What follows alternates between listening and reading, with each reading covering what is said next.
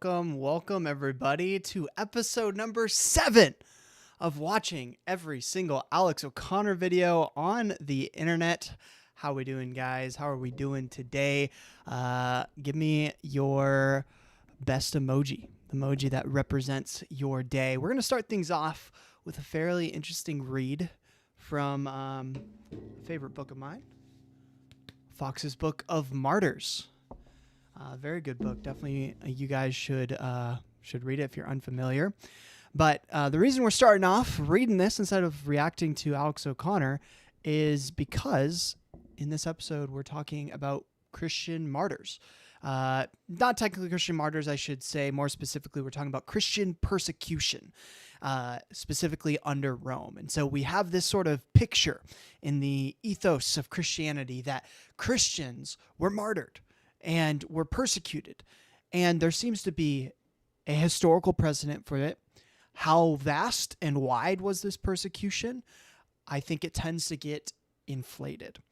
But nonetheless, I still find these stories to be extremely fascinating. And I personally think that these stories are super cool, definitely worth checking out and reading.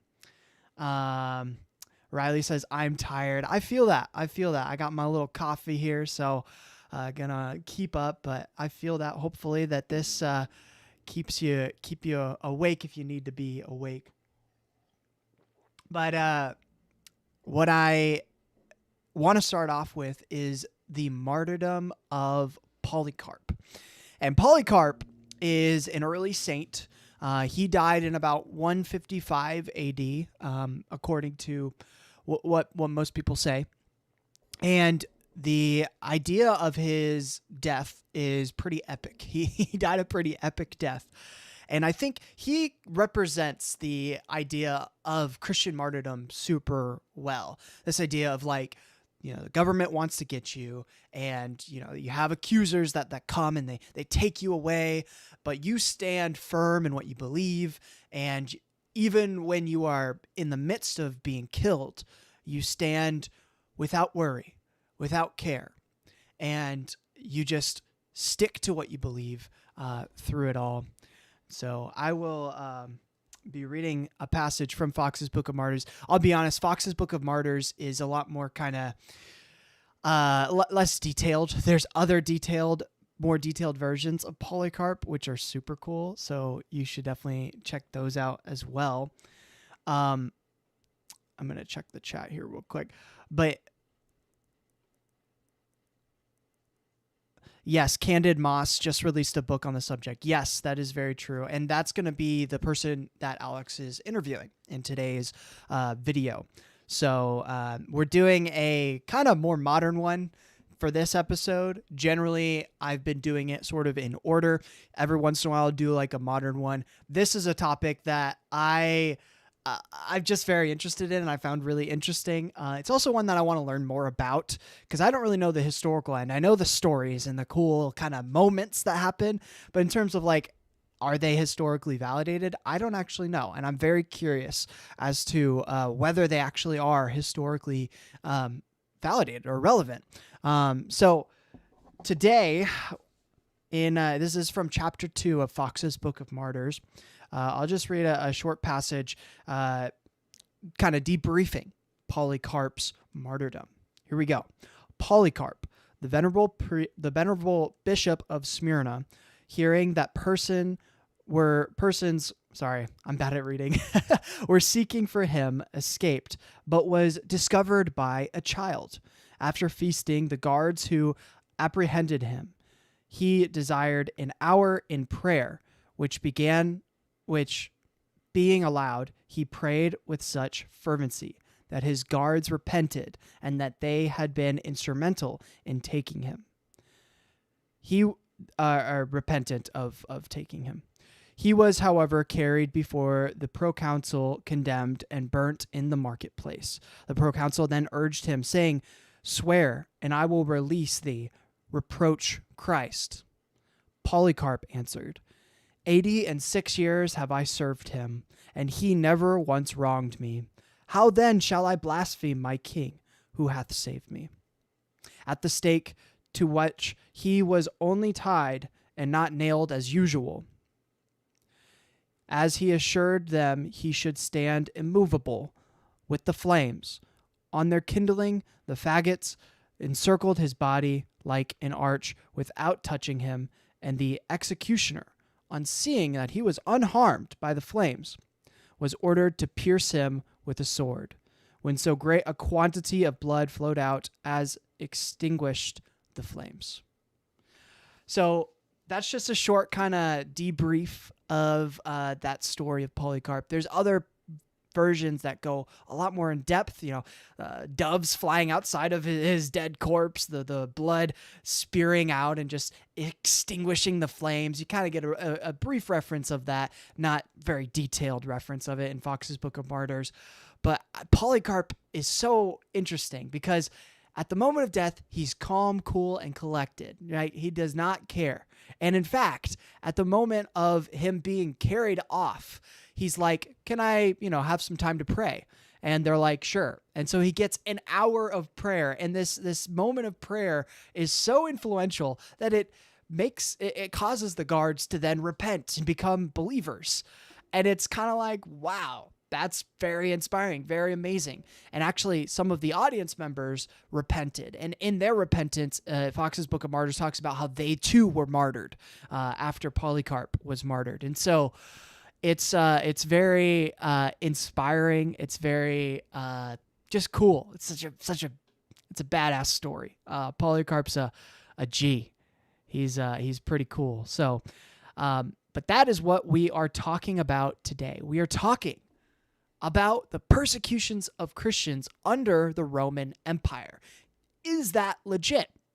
Are these stories about Rome and the Colosseums and the wild beasts ripping Christians apart? It's pretty gory, but is that a real story or is that myth?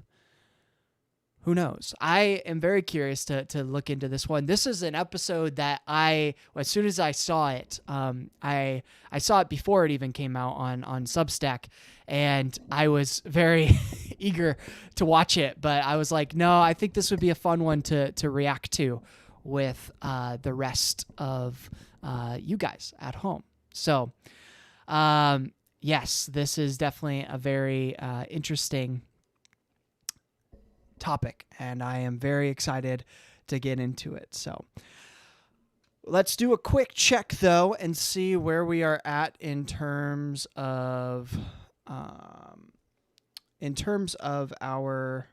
checklist. I forgot to open it. Let me look.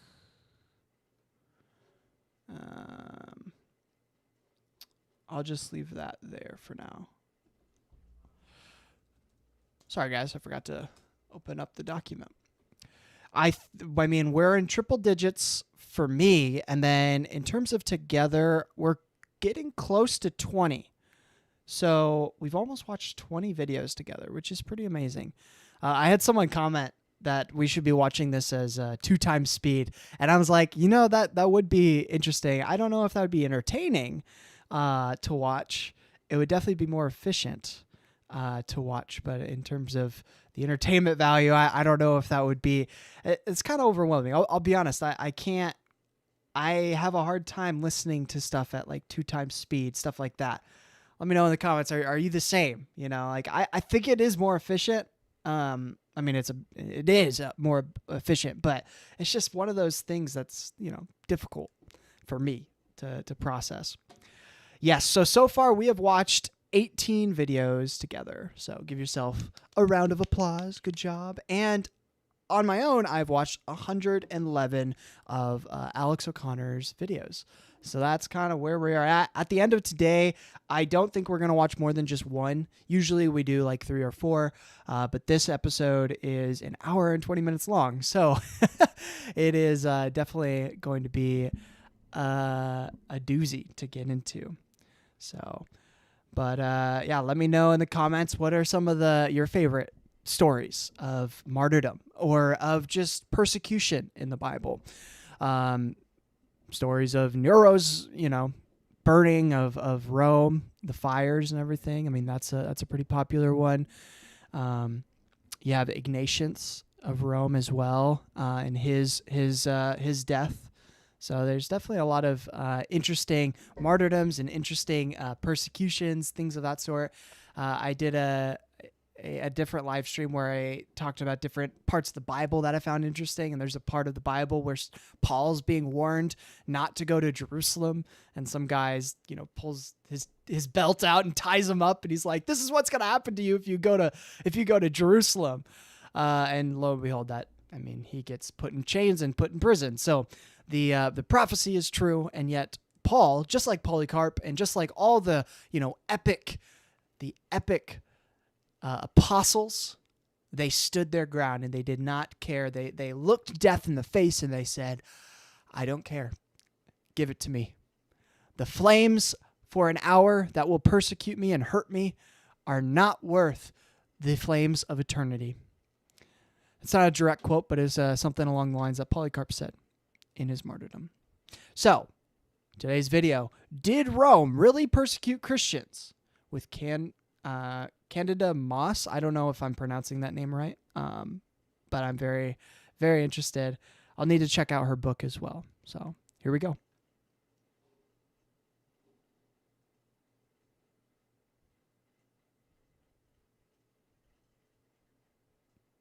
Yes, everyone does.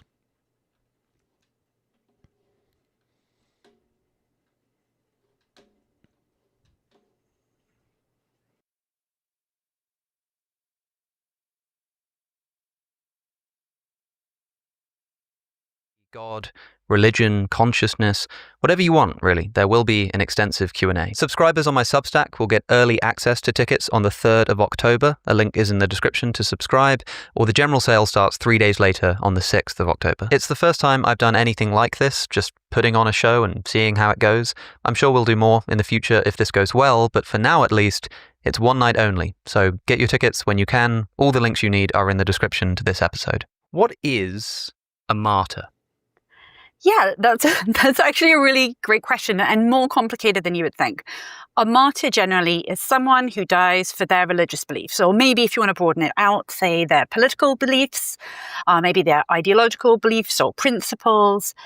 But in practice, if you go look at the history of Christianity, there are people who are acclaimed as martyrs who didn't die for being Christian, who are sort of more like murder victims, you might say. There are people who didn't even die at all who are called martyrs, like the first martyr, Saint Thecla, the first female martyr. She doesn't die, she disappears into a rock, which feels easier. And there are others who it seems like they weren't actually killed for being Christian. And so it sounds really simple. A martyr is someone who dies in order to protect and preserve their religious beliefs. But in actual fact, it's a lot more complicated. Yeah, that's a very good point, because oftentimes they say every disciple, every one of the 12 were martyred for their faith, and oftentimes people kind of include Paul in that as well. But actually, except for John, like they make the specification, John's the only one of the first followers of Jesus who were not martyred for their faith. But we see that Peter, if you define martyrdom as like a willful, death, acceptance of death,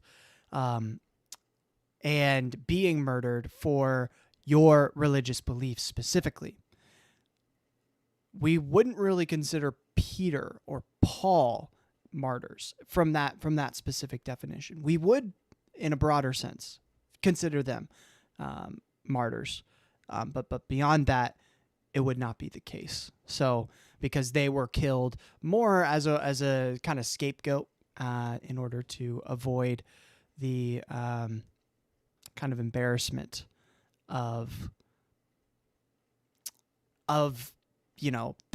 Rome having started the fire. So that seems to be more of what's going on when it comes to Peter and Paul's death, rather than a strict kind of martyrdom in that sense.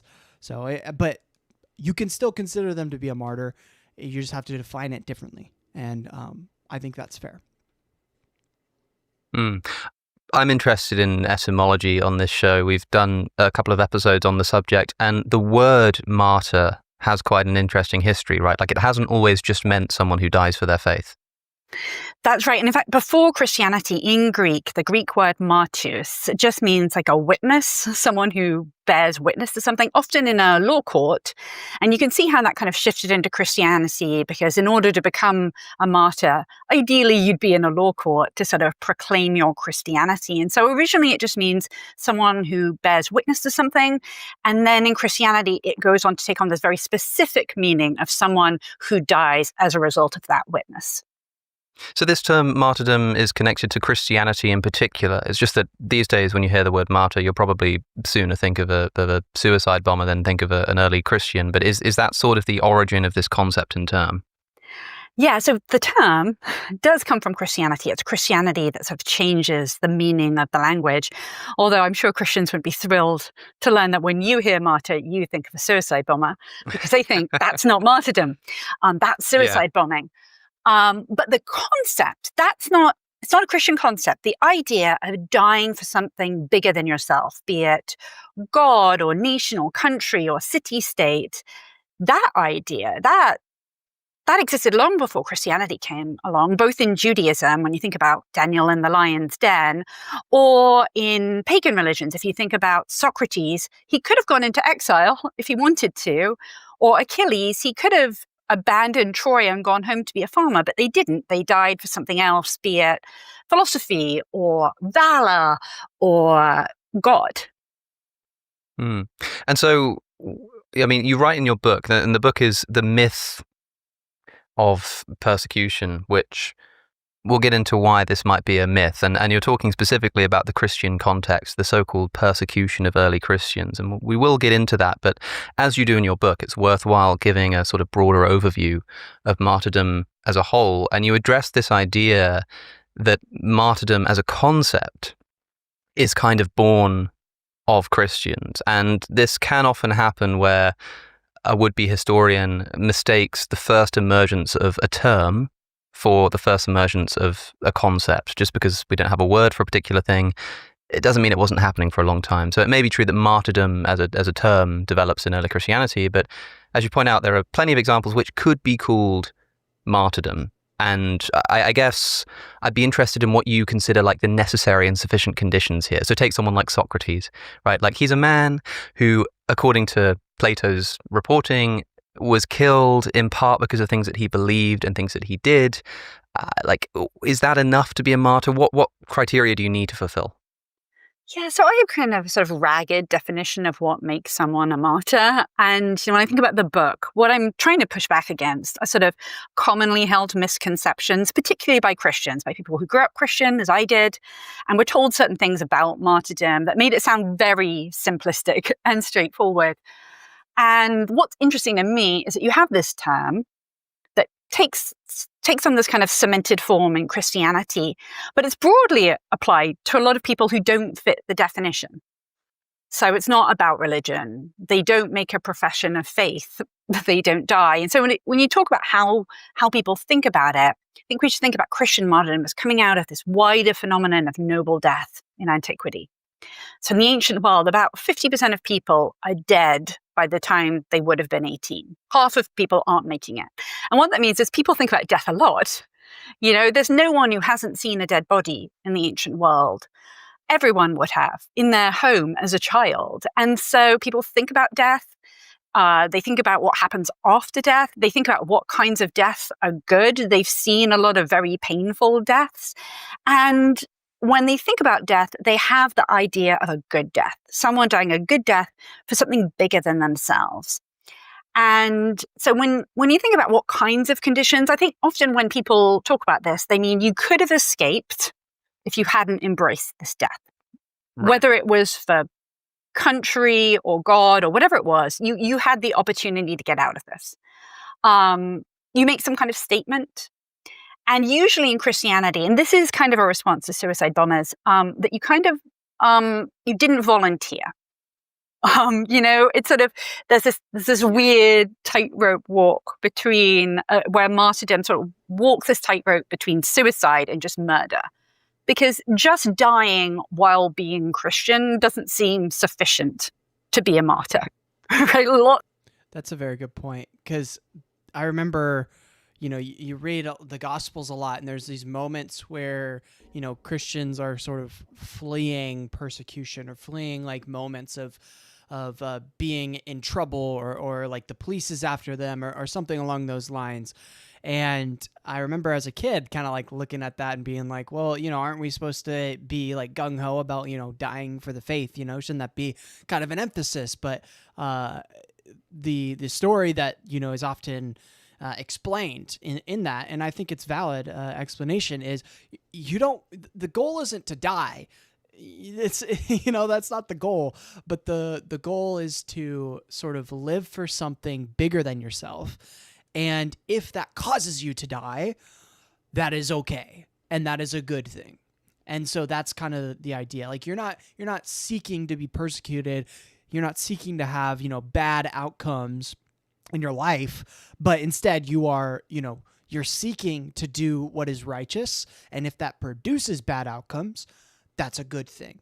That's you standing up against the opposition. You don't seek out opposition, but when opposition comes, you sort of welcome it in without any sort of fear. So that's a very good point. I like that.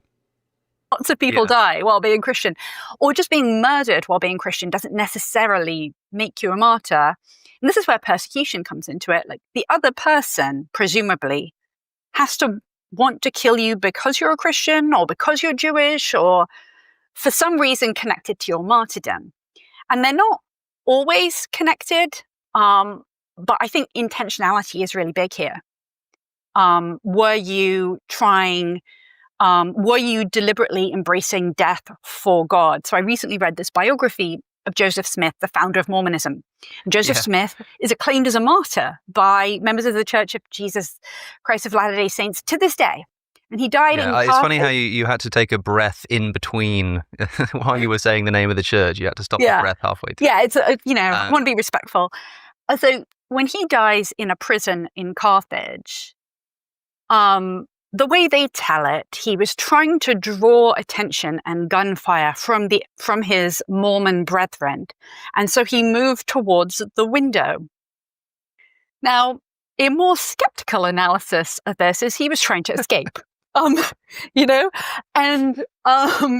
failed.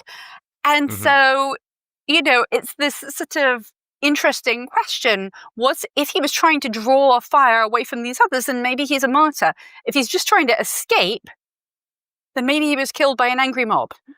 Yeah, that's interesting. I mean, specifically just this idea, not just of whether you could have recanted and said, no, I changed my mind, and that would have saved you, but that you kind of didn't have a chance to escape. And if you did have a chance to escape, you didn't take it. Although, I don't know, I'm confused here, because to be a martyr, would it be that if there were just no escape for you and someone killed you for your beliefs, that you're a martyr, even if, had there been a way to escape, you would have escaped? I think if we discovered some story that, the Apostle Peter, they tried to kill him a year prior to his death, but he managed to find a window and clamber out and run away, I don't think Christians would look at that and say, oh, that shows a weakness in character. He's not a true martyr. I think it has some more to do with the idea of, when given the option to recant what you believe and kind of take back what you believe, you decide not to. And regardless of the outcome, you accept that. I don't know, that's always kind of been more my understanding of what martyrdom means. So whether or not you would have run away or not isn't really, I guess maybe it is applicable. Maybe I'm thinking about it incorrectly. I don't know, but I guess that's never been my kind of understanding of martyrdom. My understanding's mostly been like Socrates, he didn't recant what he believed. And in fact, he continued to say the same things, and to say them in ways that would enrage the audience. At least this is what, Plato's saying here, that would enrage the audience. And in doing so, you might say he was being idiotic, right? He was being dumb for doing that, because he's, saying these things, and it's causing his own himself to be murdered, right? Himself to be killed. If instead he had, dressed up his sort of philosophical takes in a way that was more appropriate for the culture at the time, then that would have been acceptable. But instead, he decided to dress it up in a way that was not appropriate for the culture at the time. And it's not that he was trying to die. It was that he was not willing to sort of relent on what he knew to be true, or relent on what he understood to be, I guess, good and virtuous in terms of his philosophical take. I think they'd say, well, of course he's going to take the chance to escape when he can. It's a perfectly rational thing to do. And if he doesn't manage to escape, he's still a martyr for that reason. And thinking about Joseph Smith kind of draws that out. It does seem to, diminish the story a little bit that he got shot while he was clambering out of a window. But I don't know why that would necessarily diminish his status as a martyr just because he tried to escape. But I guess the question is it central to your definition of martyr that someone choose death? That they had the opportunity to escape and they choose death and they choose to die? Because if he was trying to escape, then he didn't choose death. It's interesting you chose Peter as your example, because of course Peter, according to some Christian tradition, is in fact leaving Rome to escape when he meets Jesus and turns back, the Quo Vadis story. So he's like an excellent example. But I think what we're getting at here is it's very complicated. So let me give you another modern example. Edith Stein. So Edith Stein was a Jewish philosopher who converted to Catholicism and became a nun. She is known to this day in the Catholic Church as Sister Teresa Benedicta, and she is remembered as a martyr, as a Catholic martyr. And this is really interesting because she died at a concentration camp. And she was clearly there for being Jewish, because that was how she was raised. Is she a Catholic martyr? Or to put it differently, can she be a Catholic martyr if they're not persecuting her for being your talent, your style, There we go. Sorry, guys. Because they aren't, right? And in fact, to say that she's a victim of persecution seems to do something really unjust to those who died in the Holocaust, to pretend that she's a Christian martyr, when she certainly wasn't being persecuted for being Christian. So it seems like in the core definition, you have to somehow choose or have a choice or make a statement that leads to your death. And the other person has to want to, or the organization or the government or whomever it is, has to want to kill you because of that religious identity. Because I would say if Catholics want to remember Edith Stein as a Catholic martyr, they can. She was a Catholic. She was a nun. She clearly believed. But if they want to say that she was persecuted for being Christian, that just feels wrong. That feels historically inaccurate. And also like it's doing something unjust to the legacy of the people who died in the Holocaust. So I guess in terms of the definition, it's very complicated. And as soon as you dig in to the ancient stories, you start finding martyrs who did volunteer to die, who just like put their hand up, or in some cases throw themselves into bonfires. And I think there, some people would say, "Oh, sounds like suicide to me." Why would you do that? Does that meet the definition of martyr? And I would say when you look at Christian history, there are lots of people who are being acclaimed as Christian martyrs who do not meet the criterion we might have for a Christian martyr. In one case, we have Saint Guinevere, who wasn't even human, who was acclaimed as a Christian martyr. And so, there is... Who's that? So there's a greyhound in France who was revered as a Christian martyr for defending the master's baby from, I believe it's a snake. It's not a rat. It's a rat when the story gets adopted by Lady and the Tramp, the Disney movie. Okay. So there's a snake. It's going to attack the baby. The greyhound defends the baby. But when they come in, as in Lady and the Tramp, oh, look, the room's a mess. So they beat the greyhound to death and only later realized, oh, there's a snake. They were protecting the baby. And there was a whole little kind of shrine. And we might say, given that this is a greyhound, this sounds sort of a bit pagan. And people would go there and pray to Saint Guinevere, who again was a dog. I cannot say this. Okay, who is this? Let me look. Let's see the captions. Synchronophore? Who? And, you know, pray to Saint Guinevere, Saint Gwen. who again. Saint Gwen? Hold up.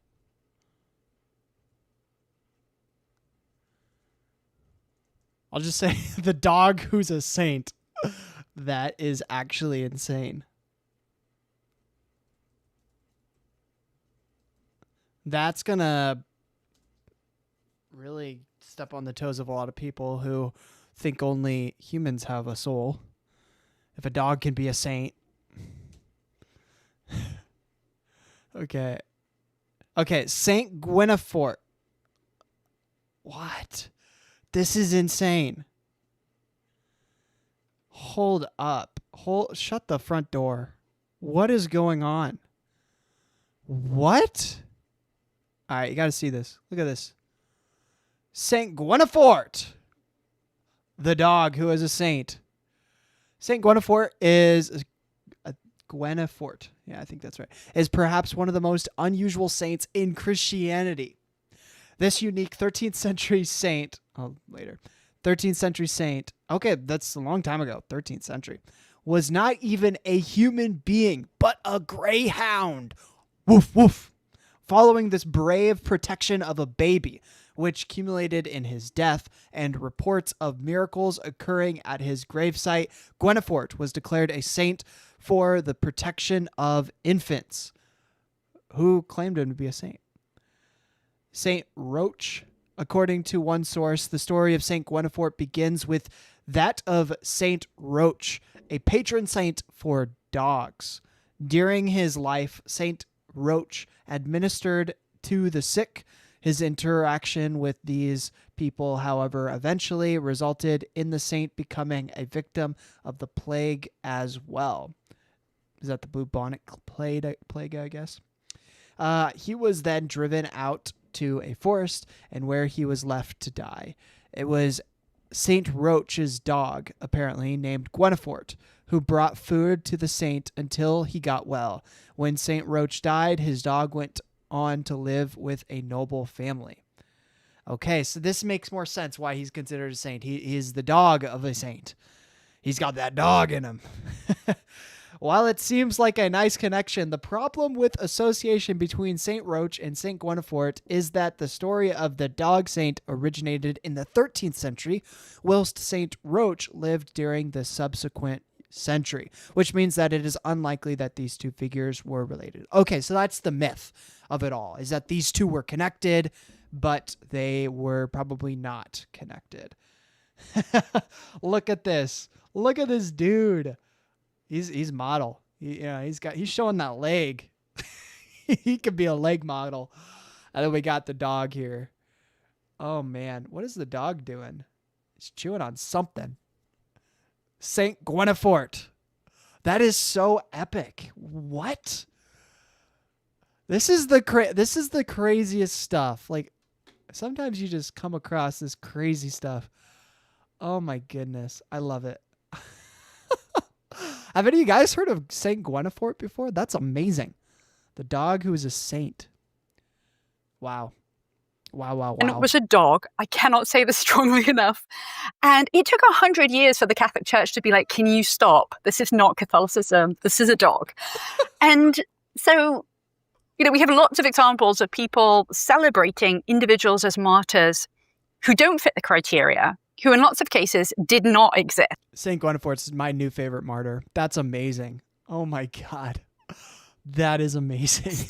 And in other cases, we have no evidence that they were killed for being Christian, or that they chose to die for being Christian, or that they had any kind of way of getting out of this if they wanted to. So I guess it's complicated. I know that's unsatisfying. It's definitely that. And as someone who's not studied martyrdom, intuitively, when I hear about this criterion that you have to somehow choose your death, but if you choose it too strongly, if you just decide to go and run into a fire, that doesn't count. But if you've got absolutely no control, it also doesn't count. Like, intuitively to me, I'm thinking maybe it's something to do with the fact that you could make a decision to save yourself, but only by somehow betraying your faith. So like climbing out of a window doesn't necessarily... I would agree with that. I think it has to do less with the idea of being able to escape death, but more with the idea of if you were to escape death, it would be because you deny something you believe in or you stand for. And so it's more to do with the idea of standing for something and taking on the consequences than it is with, just dying because of the faith. I think that has to do, that seems to be more core to what it is. Indicate that, the Mormon faith is false. But if there was some prescription in Mormonism that you're not allowed to climb through windows, and Joseph Smith climbed through a window to escape, then it wouldn't count as a martyrdom, because the choice he made wasn't just to escape, but to do so in a way which would betray his faith. So, maybe it's not enough to just say you have to choose to die, because you could just, in that case, you could hear that the Romans are coming and just say, well, I want glory, so I'm just going to sit here and wait for them. And that doesn't seem very, very rational. But you do have to make some decision. And maybe it's got something to do with that. I'm not sure. By that logic, with the window kind of climbing out, that kind of sparked to my brain first, like the idea of like kosher law, but then moving on from that to this, moment in the Bible when David, he's starving in the wilderness and he goes and he eats the bread of the presence, right? The bread of the priests that only priests are supposed to eat. But, God allows him to eat it because, it's better for you to eat this bread that is designated for the priests. It's better for you to break tradition in order to survive than to die for the tradition, which seems to be anti-martyrdom. I don't know. That's an interesting thought. The idea of like climbing through a window, if it were like, is that part of, I don't know what that chapter and verse is, but like, is that part of scripture anti-martyrdom, anti the spirit of martyrdom and persecution? Wow, that's fascinating. Cool. But I think there are sort of two reasons to be interested in this to me. One is, as a point of history, it's interesting to hear stories about the Greyhound and the story of early Christian persecution by the Roman Empire and of the disciples and whatnot. But there's also a deep apologetical undertone to all of this for Christians, in particular when it comes to the martyrdom of the original apostles, the followers of Jesus who claimed to see him after he died. If they died for something they claimed to see with their own very eyes, it becomes very difficult to explain why they would be willing to do so unless those events actually happened. So you can come at this from sort of two angles. And for me, the context in which this comes up the most is people using early Christian martyrs as evidence in a roundabout way for the truth of Christianity. Yeah. It's not enough to say somebody died for Christianity, therefore it's true. Yeah, that would be obviously ridiculous. But there is this idea that the people who were the eyewitnesses of Jesus, his 12 followers and people like Paul as well, who saw Jesus after he died and were put to death for that belief. And because of that, we've got reason to think that they were sincere. So can we maybe start this investigation by talking about these original Christian martyrs, the disciples of Jesus who were allegedly put to death for their beliefs? How much truth is there in this story? Yeah. So you're absolutely right. This is where people use martyrs to do theological work in the present. That the eyewitnesses, they wouldn't have been willing to die unless he had really been resurrected from the dead. This is the proof of Christianity. They wouldn't have done it otherwise. So the stories about the martyrdom of the first followers of Jesus, almost all of them come from outside of the Bible. So you have the story about the death of Stephen in Acts 7, which is written according to now scholars will tell you is actually written in the 2nd century. So sometime after events, let's say somewhere between 70 and 100 years after that was supposed to have taken place. That's very interesting. That's another thing because, the book of Acts is dated prior to like during the 1st century. But if you're going to date that part of Acts to the 2nd century, That's very interesting. And that kind of gets to a different conversation we're not going to get into, but the idea of like univocality, like the Bible isn't one voice. In fact, not every chapter isn't one voice. Every verse is not even necessarily one voice. There's a lot of sort of picking and choosing of different pieces and putting it together. Historically, that has been taking place. And so the fact that, this is a good example, Stephen, his martyrdom. If that, I'll have to fact check that, but if that's 2nd century, that would mean that, the book of Acts is not univocal. It's not all written by Luke, but it was probably written by other authors here and there. That's a very interesting example. All of the other stories of the deaths of apostles are written between 100 and 150 years afterwards. And the interesting thing about these stories is, particularly sort of the stories of really prominent apostles like Peter and Paul, is that the stories grow over time and they change over time. But the first sort of narrative, like a story about the martyrdom of Peter, that's found in a text called the Acts of Peter, which is written towards the end of the 2nd century. And it's written in the style of a Greek romance novel. So all of these stories about the travels of the apostles after the death of Jesus, when they set out to convert the world, all of these stories that sort of have these kind of block elements in them. So there's always a shipwreck. There's always a case of mistaken identity, just as there are in contemporary Greek romance novels that were circulating at the same time. So the people writing these stories, they want them to be engaging, they want to be captivating. And when you read these stories, the problem is that they go somewhere, they persuade usually the wife of someone important that she wants to be a Jesus follower. And now because she wants to be a Jesus follower, she should probably stop sleeping with her husband. And her husband turns out to be someone important and he's annoyed and he ends up executing the apostle for being a rabble rouser out of a sense of sexual frustration. These are the reasons given. Nobody really cares about Christianity per se. But it takes a really long time. We're talking about a century. And then we're talking about stories that are modeled on fiction. And that's fine. That is a completely acceptable thing to do in antiquity, to write history and to model it using these kinds of sort of stylistic forms from fiction. That's okay. But if we take those as statements as facts, that's different. For most of the apostles, the legends actually grow up much, much later. Let's take someone really important like Peter. I ordered 200 hand-forged knives to my dorm room and built a Wix website to sell them. So if you go to Sunday school or something, you probably hear that Peter and also Paul died in the aftermath of the Great Fire of Rome in 64 CE when the evil Emperor Nero burned a bunch of Christians. And this is why Peter and Paul ended up dying. Now, not convinced Nero killed any Christians in the aftermath of the Great Fire.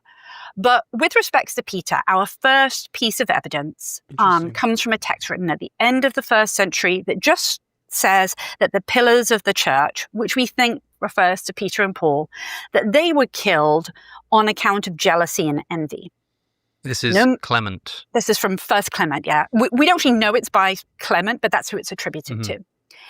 And so here we have a text written maybe 30, 40 years later that alludes to their death. It does not mention Nero. It doesn't mention a fire. It doesn't tell us how they died. But the language it uses of jealousy and envy, that's language that people usually use for kind of intercommunal strife. So one scholar has said that probably what happened is that the author of this story thinks that Peter and Paul were killed because other Christians in Rome don't like them. And so they kind of engineer their death. That's our first reference. Quite far away from what you might hear in church. Our next earliest source is going to be this late 2nd century account of the death of Peter, the Acts of Peter. And in this story, Peter ends up being crucified upside down. He asked to be crucified upside down because it's a symbol of how things in the world are not as they seem and how good has been set on its head. And Peter gives this long speech that is, for most Christians today, would be considered heresy. because the authors of this story subscribed to religious beliefs that are now known as Gnostic, which is now seen as a grand arch heresy in early Christianity. And so it takes a long time. It takes about 400 years before we get to the first Christian story that sounds even slightly like what you would hear in church, which is that Peter asked to be crucified upside down out of humility because he didn't feel he was worthy to die like Jesus, which is what you would hear in church today. And as a historian, I want to say that story is clearly much later. The earliest version of being crucified upside down is actually about a theological point that no Christians believe in anymore, and a text that no Christians would put in their Bible because they do not subscribe to these beliefs. And our earliest nugget of information about the death of Peter tells us nothing about the circumstances of his death. And if it tells us anything, it suggests that he wasn't attacked for being a Christian. There was some kind of intergroup strife that led to his death. But what I don't know, if we're thinking about definitions of martyrdom, is what Peter said, if he had the opportunity to escape, why they were attacking him. These later stories make it sound like the apostles were targeted because they were socially subversive. No one really seems to care about just sort of the beliefs. Do you want to learn more about religion, especially from an academic perspective, but maybe don't have the time or the money to go to university? Well, luckily, the team behind Religion for Breakfast have created an online learning platform for exactly that purpose. It's called the Religion Department, and it's a place where anyone, regardless of their background, can explore religion with world-class scholars in accessible, engaging classes. Religion is one of the biggest topics in the world, but it's also one of the most difficult to study correctly. The Religion Department offers multi-week seminars, guest lectures, and exclusive guided reading groups, all online over video conference or with recordings also available on demand. You can interact with other students, either in class or on their forum, and all of the classes are taught by experts in the field. For example, a course is just about to start with Dr. Travis Proctor on the historical Jesus. If you've enjoyed my coverage of this topic on the podcast, this will offer you a more comprehensive and scholarly approach to the question of who the historical Jesus really was. But it's not the only one. There are all kinds of courses on archaeology, on Gnostic Gospels, on the Buddha, even on ancient languages. So you can just take a look, see what you find interesting, and get stuck right in. Membership is $99 per year, which will get you access to all of the guest lectures and the guided readings, as well as 50% off purchasing individual multi-week seminars. And let me tell you, that's cheaper than university. And the guided readings are by Andrew Mark Henry, the face of Religion for Breakfast and a previous guest on this channel. So use my link, religiondepartment.com/historical Jesus, or click the link in the description to check out that course as well as the other offerings and begin your academic study of religion. And with that said, back to Candida. Yeah, okay, so that's an interesting trajectory. That's cool. They're doing a sponsorship deal. That's cool. That's awesome. I do find it interesting how the first indication of this crucifixion upside down, which is such a powerful image in Christianity, comes from a Gnostic text, which in all other contexts... It was the thumbnail, actually, for this video. I don't think it is anymore. I'll do this separately, sorry. I don't think it is anymore. But Christians would sort of laugh out of the room in terms of its authenticity. That is interesting to hear. And it's easy also to imagine how this story of Peter being crucified upside down, even if it really did happen, that like this earlier source is probably more trustworthy in understanding what people had thought Peter did it for, like his reasons. And you can kind of imagine how that would develop over a few hundred years into, he was just so humble that he wanted to be crucified upside down because he didn't want to be like Christ, and sort of that's where we get this image from. But of course, one question that springs to mind, I mean, there are a few questions that spring to mind. One is about the dating of Acts. You said that scholars talk about Acts being dated in the 2nd century. Now, I was under the impression that the book of Acts was written by the same person who wrote the Gospel of Luke, and that the Gospel of Luke is dated to sort of, 80-ish AD. And so is this scholarship that you're referring to pushing that whole corpus forwards, or separating out Acts from the Gospel of Luke? So the scholarship I'm referring to, which really is sort of taken off in the last 20, 25 years, to date myself, back when I was at university, I didn't hear this. it is pushing Acts separate from Luke. It is pushing it further back and removing it further from oral tradition, and to sort of what might have happened earlier. But again, I would say that even when it comes to Acts of the Apostles, Paul doesn't die in Acts of the Apostles. Peter doesn't die in Acts of the Apostles. We don't have accounts of the deaths of all of any of those first followers. And when it comes to the death of Stephen in Acts 7, that death is very clearly modeled on the death of Jesus in Luke. It's the same story, it feels like. And lots of scholars have written about this. And that doesn't mean it didn't happen. You know, I'm sure Stephen's dead. If Stephen and the original apostles are not dead, they should definitely let us know. That would really clear up a lot. And he may have died because he was irritating other Jews in Jerusalem who were concerned about, you know, is he going to spark a rebellion? Is this going to be bad?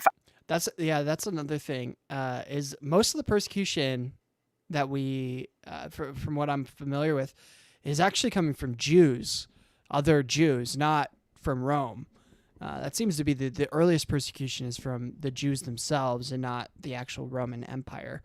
So I mean, I'm sure they'll get into that, but that's an interesting point because it's often kind of espoused that it's you know the Roman Empire, but really Rome was persecuting both the Jews and Christians, and from their standpoint, a lot like Christians were just another type of Jew, you know. And if there's any sort of persecution, it was more in line of like kind of false stereotypes of like Christians being, you know, cannibals because of the Eucharist. And then, you know, the fact that Christians were, you know, hurting society because they weren't sacrificing to Caesar and to the different Roman gods, which would, you know, to them in their worldview cause, you know, actual naturalistic sort of strife, like the types of rain and the things for society to function aren't going to happen because you're not sacrificing to these gods. And so in that sense, that's why, you know, Rome was against it. It's not necessarily the beliefs, but it's just this idea of like, come on, man, we're trying to survive. We don't care if you worship Jesus. We care that, you know, the wheat comes, that, you know, we have water, you know. It was the way of life for them.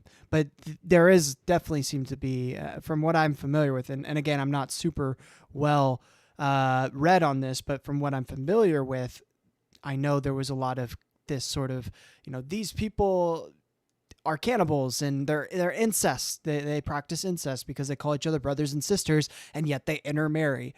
So there's a lot of that kind of stuff going on in the Roman kind of Greco-Roman culture for Christians. So, but is that like martyrdom? Is that like persecution? I mean, I don't know.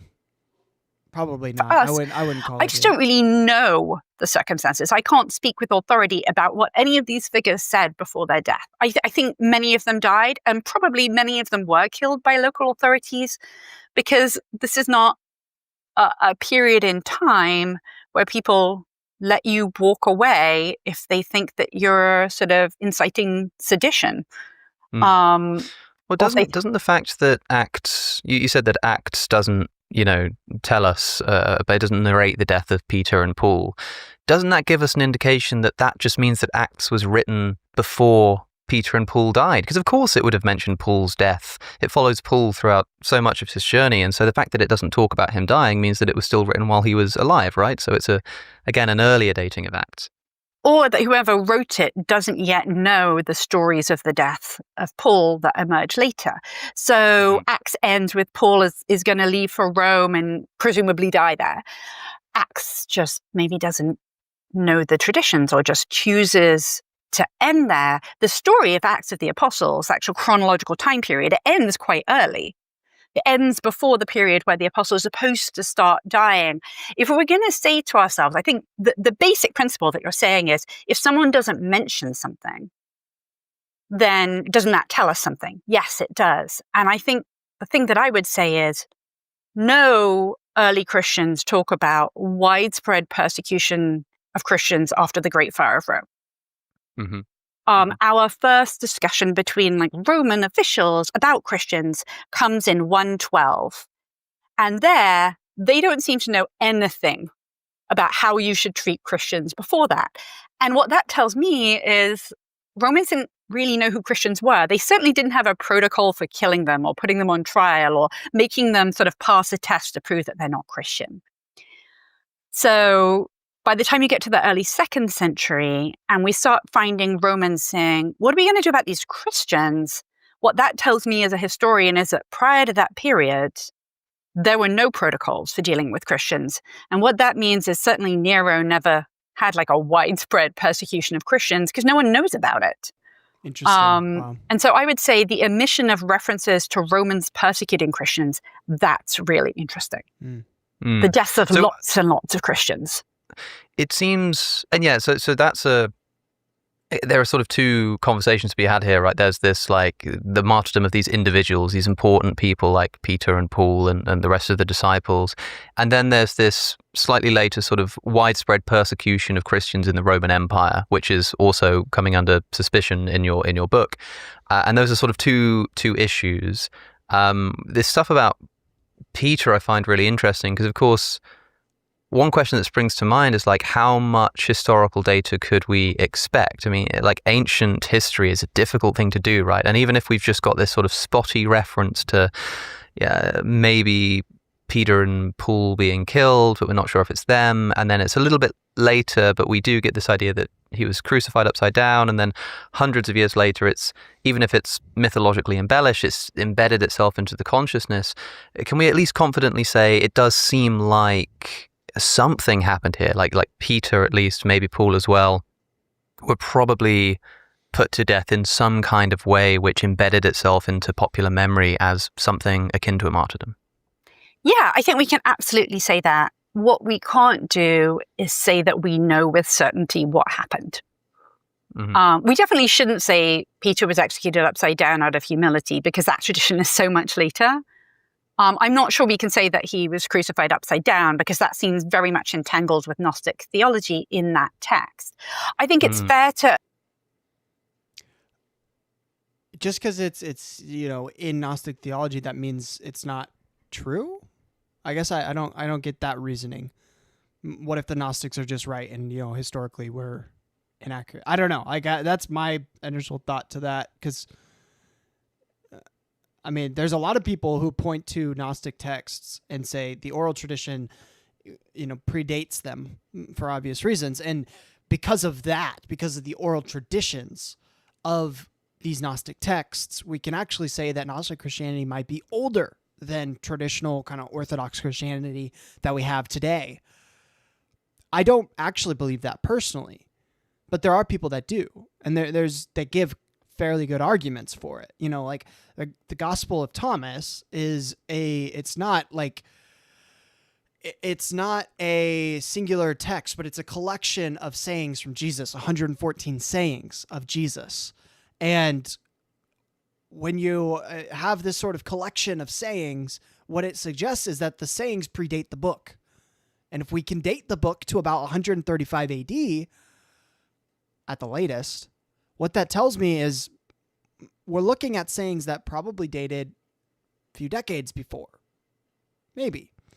We know that a lot of what's in the Gospel of Thomas also matches what's in the Synoptic Gospels as well as the Gospel of John. And so that suggests a lot of it comes earlier as well. So some of the stuff that isn't in the Synoptics or isn't in John perhaps has an oral tradition that predates that. Or maybe it's part of Q and the missing, gospel, or another missing gospel that we don't even know about, There's so much here. And to just say, our earliest texts agree with sort of Orthodox Christianity, which I don't even think you can say that about John. I think John is a lot more Gnostic than people give it credit for. But if we give that assumption, these are still texts that are decades afterward. And because of that we can't say that the Gnostic texts, because they're a few decades after the Synoptics and John, we can't say that that they too must be later. I like it. We're still kind of looking at a similar range separating it from the death of Jesus. We're still looking at several decades after Jesus. You know, Paul's letters are a lot closer. They're about 20 to 30 years after Jesus' death. But then once we get to Mark, you know, we're looking at about 70 AD. That's many, many decades after. It's 40 years after, 4 decades. So that definitely, like what's the difference between 4 decades and say like 6 decades, you know, versus 2-3 years and 4 decades. That's a big difference, you know. There can be a lot that happens within 4 decades, but not a lot can really happen within a few years, especially when a lot of these people are still alive. Sorry, that was a bit of a tangent, but I am very curious what she means by like Gnostic texts making it not true, because that doesn't seem to follow. I'll have to see what she says. Say they probably died as martyrs. They didn't all die as martyrs, but it's fair to say they died, and in their minds, that might have been because of actions they were taking on the part of Christ, which would make them a martyr. But that doesn't mean that they were being persecuted. They may have just been executed as nuisances or stubborn or superstitious or rabble-rousers or people who appealed to low-status members of the Roman Empire and thus were a little problematic for people trying to keep the peace in those regions. And when you read the stories of their deaths, the ones written a century later, it appears that they just irritated people. And while we may say, well, you can't just execute someone for being irritating, Romans did that all the time. Yeah, you can. Yeah, so that's not a particularly high bar for the Romans. And so I think it's fair to say they were martyrs. What we don't know is the circumstances of their death. And if we're going to then try and make that the foundation of sort of proof that Jesus was resurrected from the dead, now we have a problem, because if we don't know for certain what happened, we can't now push backwards and say, well, they embraced death for Christ because of the resurrection, because we don't have anything to prove that. That's good. That makes I really like that clarification, because we can stick with the idea that they're martyrs in like this broad sense of there's probably persecution. It seems that they might have died having, you know, said what they want to say and espoused and proselytized in the way that they wanted to proselytize. You can say that happened, right? Maybe we don't know exactly what happened specifically and everything, but the fact that there is this sort of tradition that's been passed on shows that there probably is some sort of persecution and sense of martyrdom. Okay.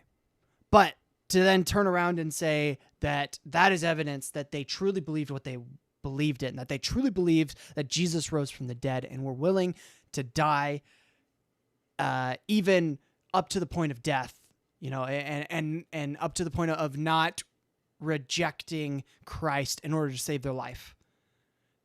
You can't quite go there because we don't know the details. So I respect that. That makes a lot of sense. So in one sense, we can say they're martyrs, but in another sense, in terms of apologetic wise, there just is no grounding. And so you can't say they're martyrs in the sense that it is apologetically relevant. I like that. That makes a lot of sense. So there are a few things that you've mentioned which I think bring us into sort of the broader persecution of Christians in the ancient world, which is another really important point for Christianity here, because the martyrdom of the apostles is all about sort of proving the resurrection. Hold up, I gotta read this. So, some other books by Canada Moss are Myth of Persecution. Is that this book, I would assume, that he's talking about? And then Bible Nation, the United States of Hobby Lobby. I love that. Ghostwriters. Oh, that's a cool name. Man, I gotta check her out. That's so cool. The Bible Nation United States of Hobby Lobby. That one sounds really interesting. Oh, you gotta love Hobby Lobby, man. Oh man, you gotta love, live, laugh, love the Lord. Plaques, put it on your wall. Oh, that's good. I'm eager to dig into that. And if you're liking this content, if you're eager to continue listening to this content and watch every single Alex O'Connor video here, give this live stream a like, give it some hearts. It helps it get seen by more people. Really appreciate you watching. Let's continue on with the video. They wouldn't die for a lie. When you get into the persecution of the early Christian community in the first few hundred years of Christianity, that's a lot more firstly to just do with the pitiable condition of early Christians. Let's have empathy for these people who had these beliefs, but also the amazing sort of success of its growth rate. The fact that despite this widespread persecution, Christianity manages to grow. I think I know exactly what Alex is about to bring up because he brings it up so many times in different talks. He's going to talk that the growth rate of Christianity in the early church, the 1st century, 2nd century, matches the growth rate of Mormonism. I would bet $100 that that's what he's going to say. That's what he's about to say. Let's see if I'm right. What do you think? What do you think he's going to say? Comment below. But I'm very confident that this is about what he's about to say. It's a very interesting statistic, but I bet my bottom dollar. Establish itself as the religion of the Roman Empire finally, which again isn't a proof, but I think for a lot of Christians it's like, gosh, it does sure seem like God was on their side if they managed to sort of beat out all of this persecution. So let's talk a little bit about that, right? We talked about Peter and Paul possibly being martyred by the Emperor Nero after the Great Fire of Rome. I don't think not by Nero. I think they probably die, but I don't think Nero took any vested interest, and I don't think Nero was seeking out Christians after the Great Fire of Rome. He got distracted. I lost 100. Well, maybe he'll bring it up later. We'll see. But man, he got distracted. That's fine. Paul and Peter. Here we go. But let's assume they died.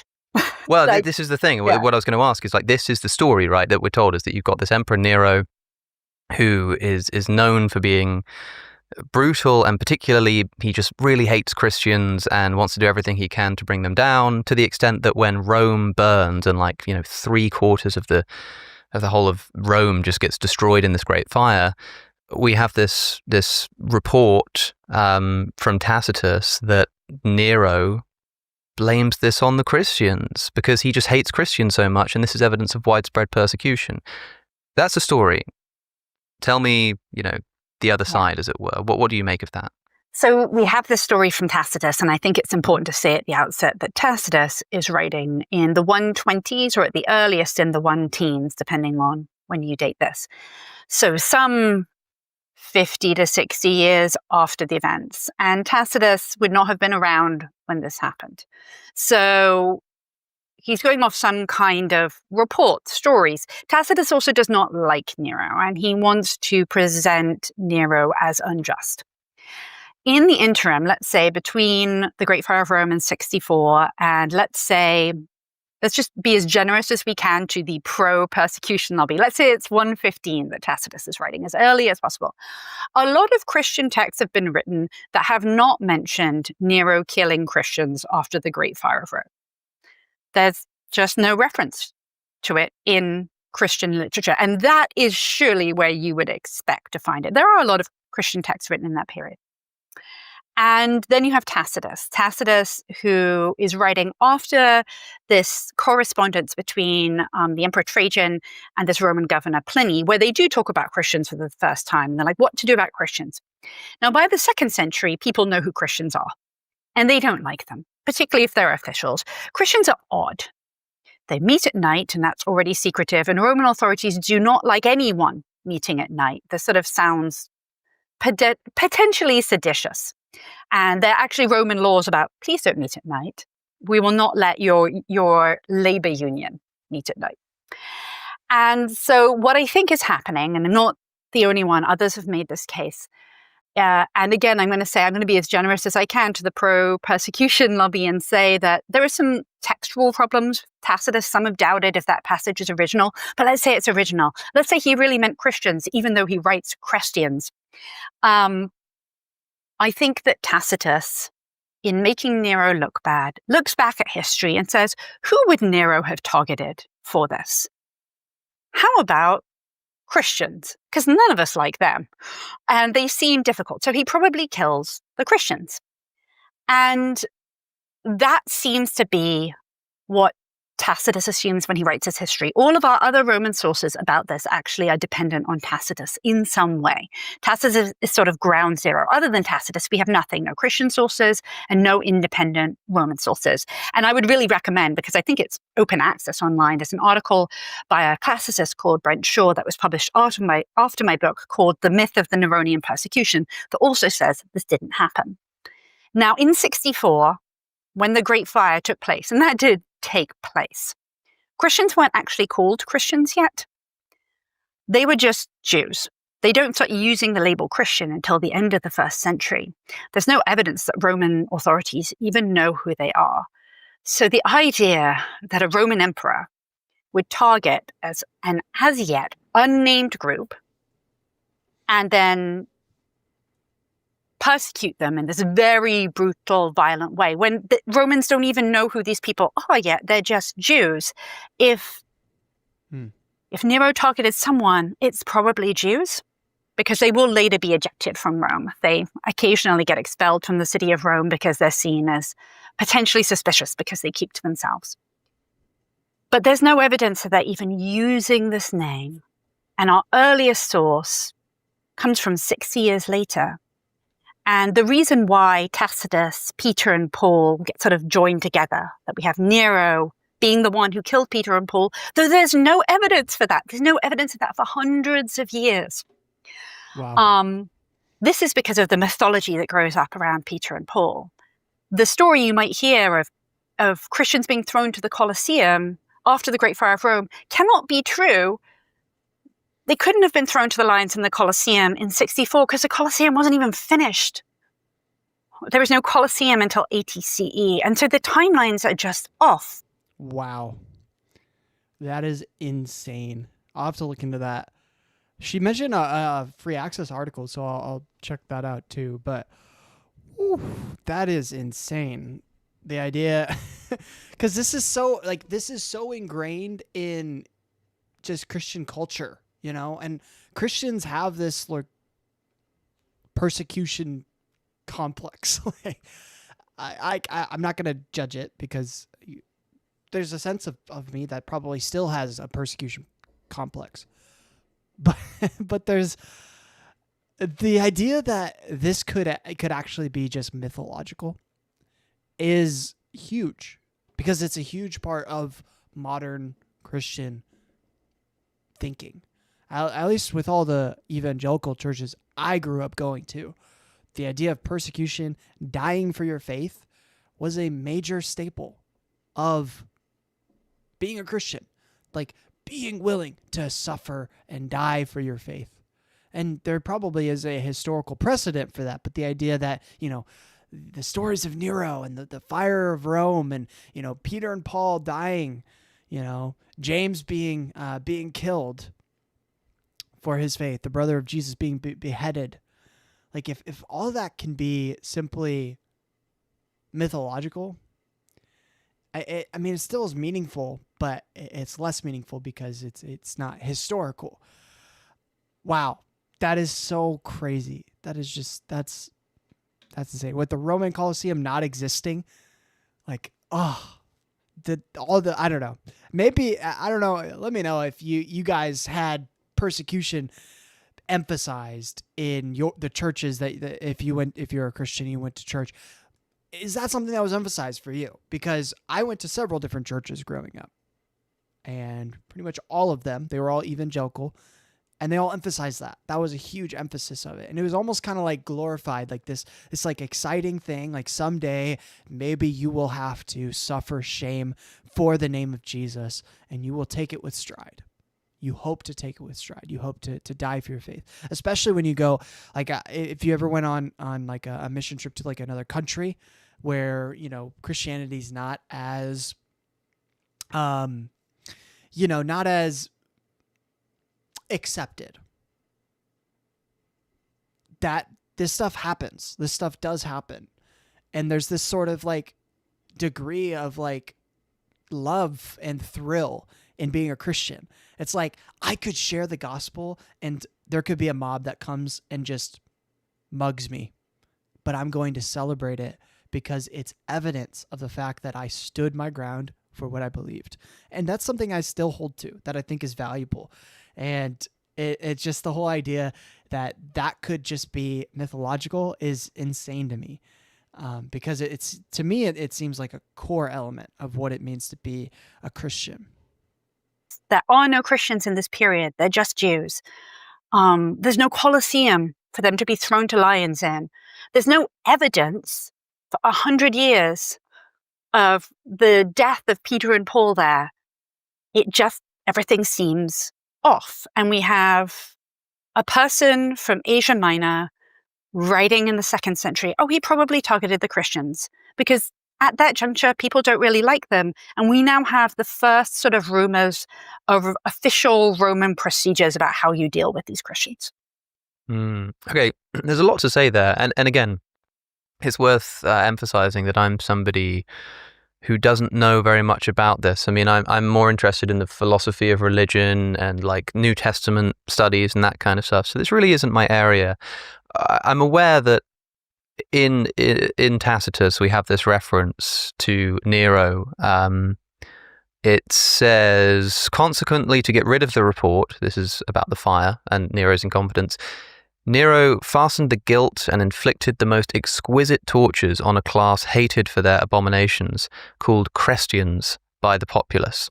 And it goes on to talk about how an immense multitude was convicted, not so much for the crime of firing the city as of hatred against mankind. Mockery of every sort was added to their deaths. Covered with the skins of beasts, they were torn by dogs and perished, or were nailed to crosses, or were doomed to the flames and burnt to serve as nightly illumination when daylight had expired. So just like exquisite torture, right, of multitudes of people. It is suspicious that this doesn't get a mention. I think that's true. In response to what you said about, for example, Christians not really being a thing yet, them not being called Christians, they're not really being known, two things spring to mind. Firstly, of course, Tacitus is writing this decades after the fact. So it's no mystery that he says in the present tense, you know, called Christians by the populace. So he could mean that the people who are now called Christians are the people that I'm talking about back then. So the name alone isn't much of a surprise to me, but the idea is, you know, were they a popular enough group for Nero to have thought of?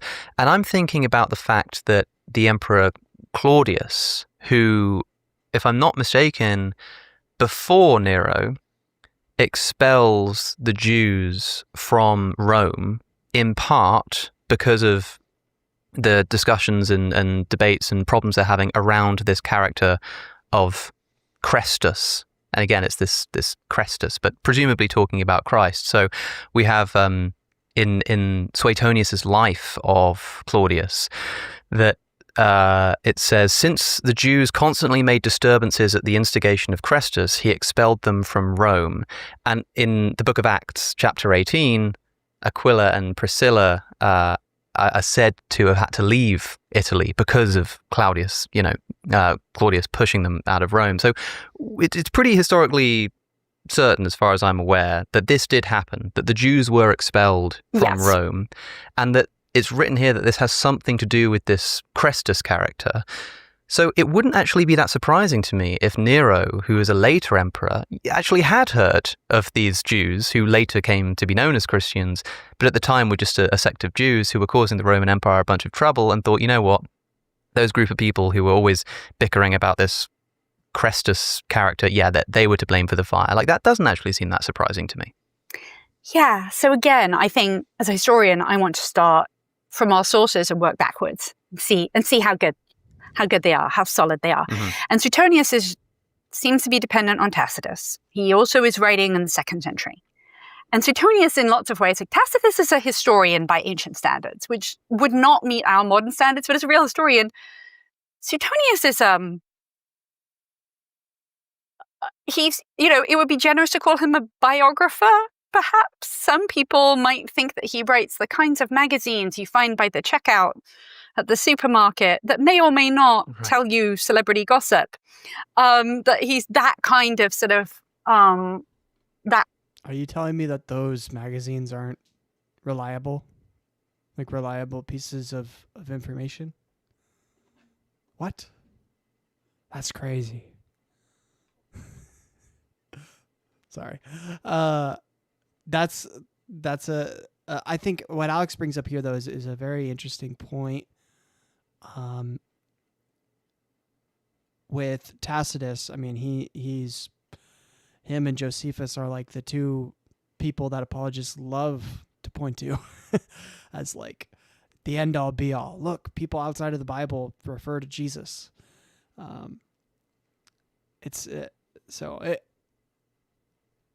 It'll be interesting to see what exactly she's saying here. That level of accuracy in Suetonius. So in terms of, do I think Jews were expelled from Rome? Absolutely. Do I think it's reasonable for Suetonius when he's writing and Tacitus when they're writing to connect dislike of Christians in their own day with dislike of Jews in the past? I think if Nero targets someone, if he targets a particular group, it does make sense if it was Jews.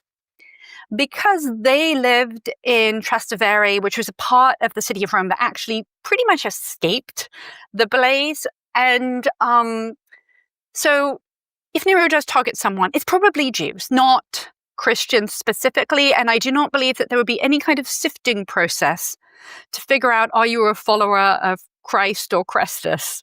Or if you're just Jews.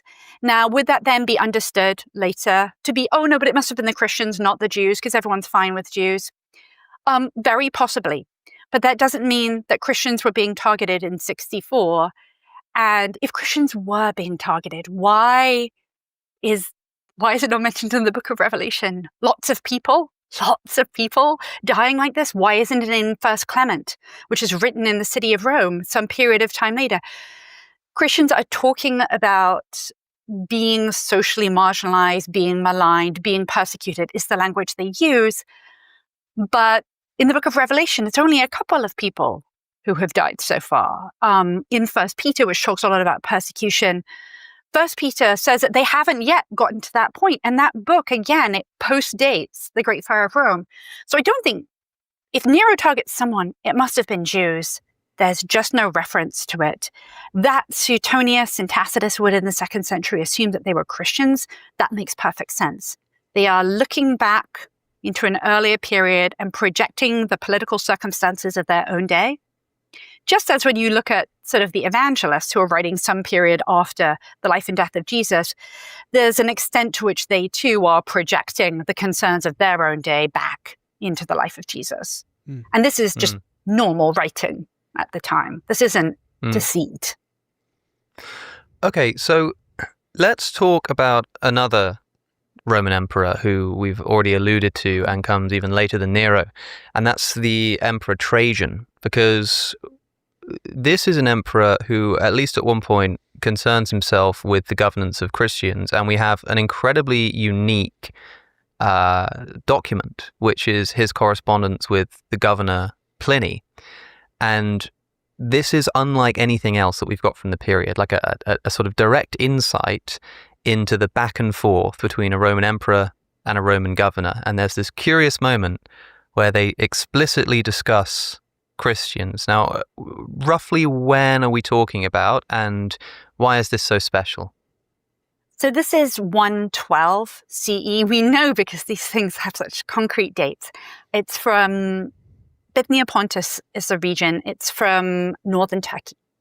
And Pliny the Younger, he writes to Trajan and he says, and it's clear that the problem is economic. He's poured money into renovating a temple.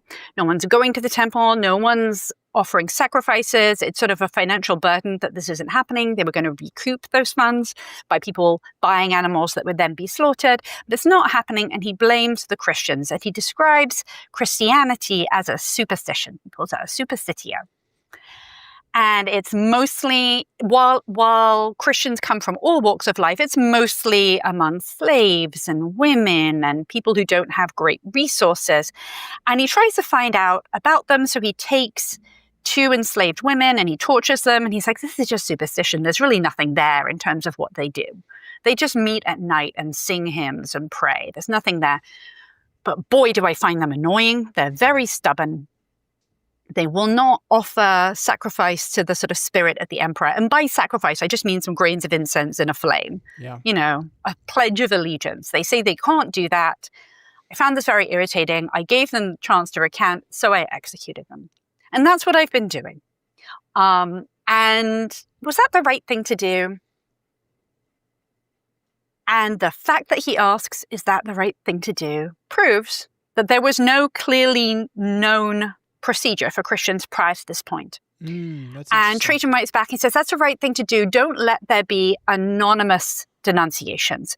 So if someone's accused of being a Christian, they have to be accused openly. It can't be an anonymous accusation. You have to be willing to put your reputation on the line and then give people a chance to recant. But if they won't, then absolutely execute them.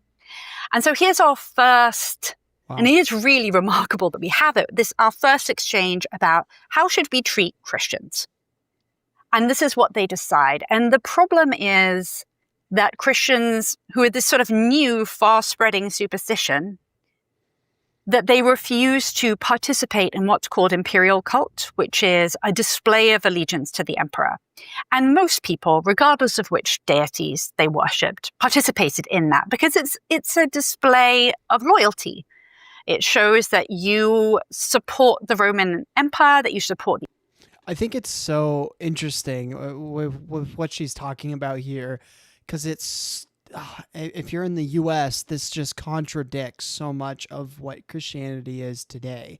You know, like back then, there would have been this idea of, you know, people point to Romans 13 as evidence of the idea of being loyal to your nation and like obeying the laws, but there is a certain degree of rebellion that the early Christians had, and that I think is missing in modern Christian nationalism. I would never have considered myself a Christian nationalist, but Christian nationalism tends to be in the evangelical church, and it kind of is just weird to think that you can link Christianity to a human organization at all, any sort of government, any sort of like authority figure, because and you're going to point to the Catholic Church. That's a fair point. But I just, it's just weird to me. And maybe it's evidence of the idea of how religion evolves over time. But when she's talking about this is just like, this is the opposite of Christian nationalism. This is like so polar opposite. And I feel like the Christians at this time probably would look at Christian nationalism today and say, what is this?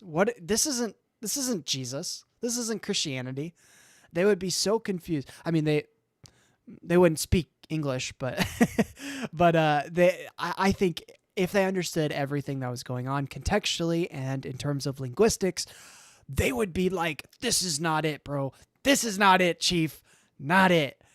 And the fact that, you know, Christian nationalism is such a big entity today, and that, you know, part of what it means to be an American, according to the average, you know, according to a lot of these conservatives, is also being Christian, is just ridiculous. It seems very ridiculous. Christians were the minority group. They were the odd ones out. They accepted people in. They were rebellious. They were not about, you know, uplifting and upholding the traditions and the authority figures. That's something that came much, much later. So I find it so interesting that you can take one concept that and just mold it slightly. And then over time, as you continue to mold it and change it, it becomes totally different to what it originally was.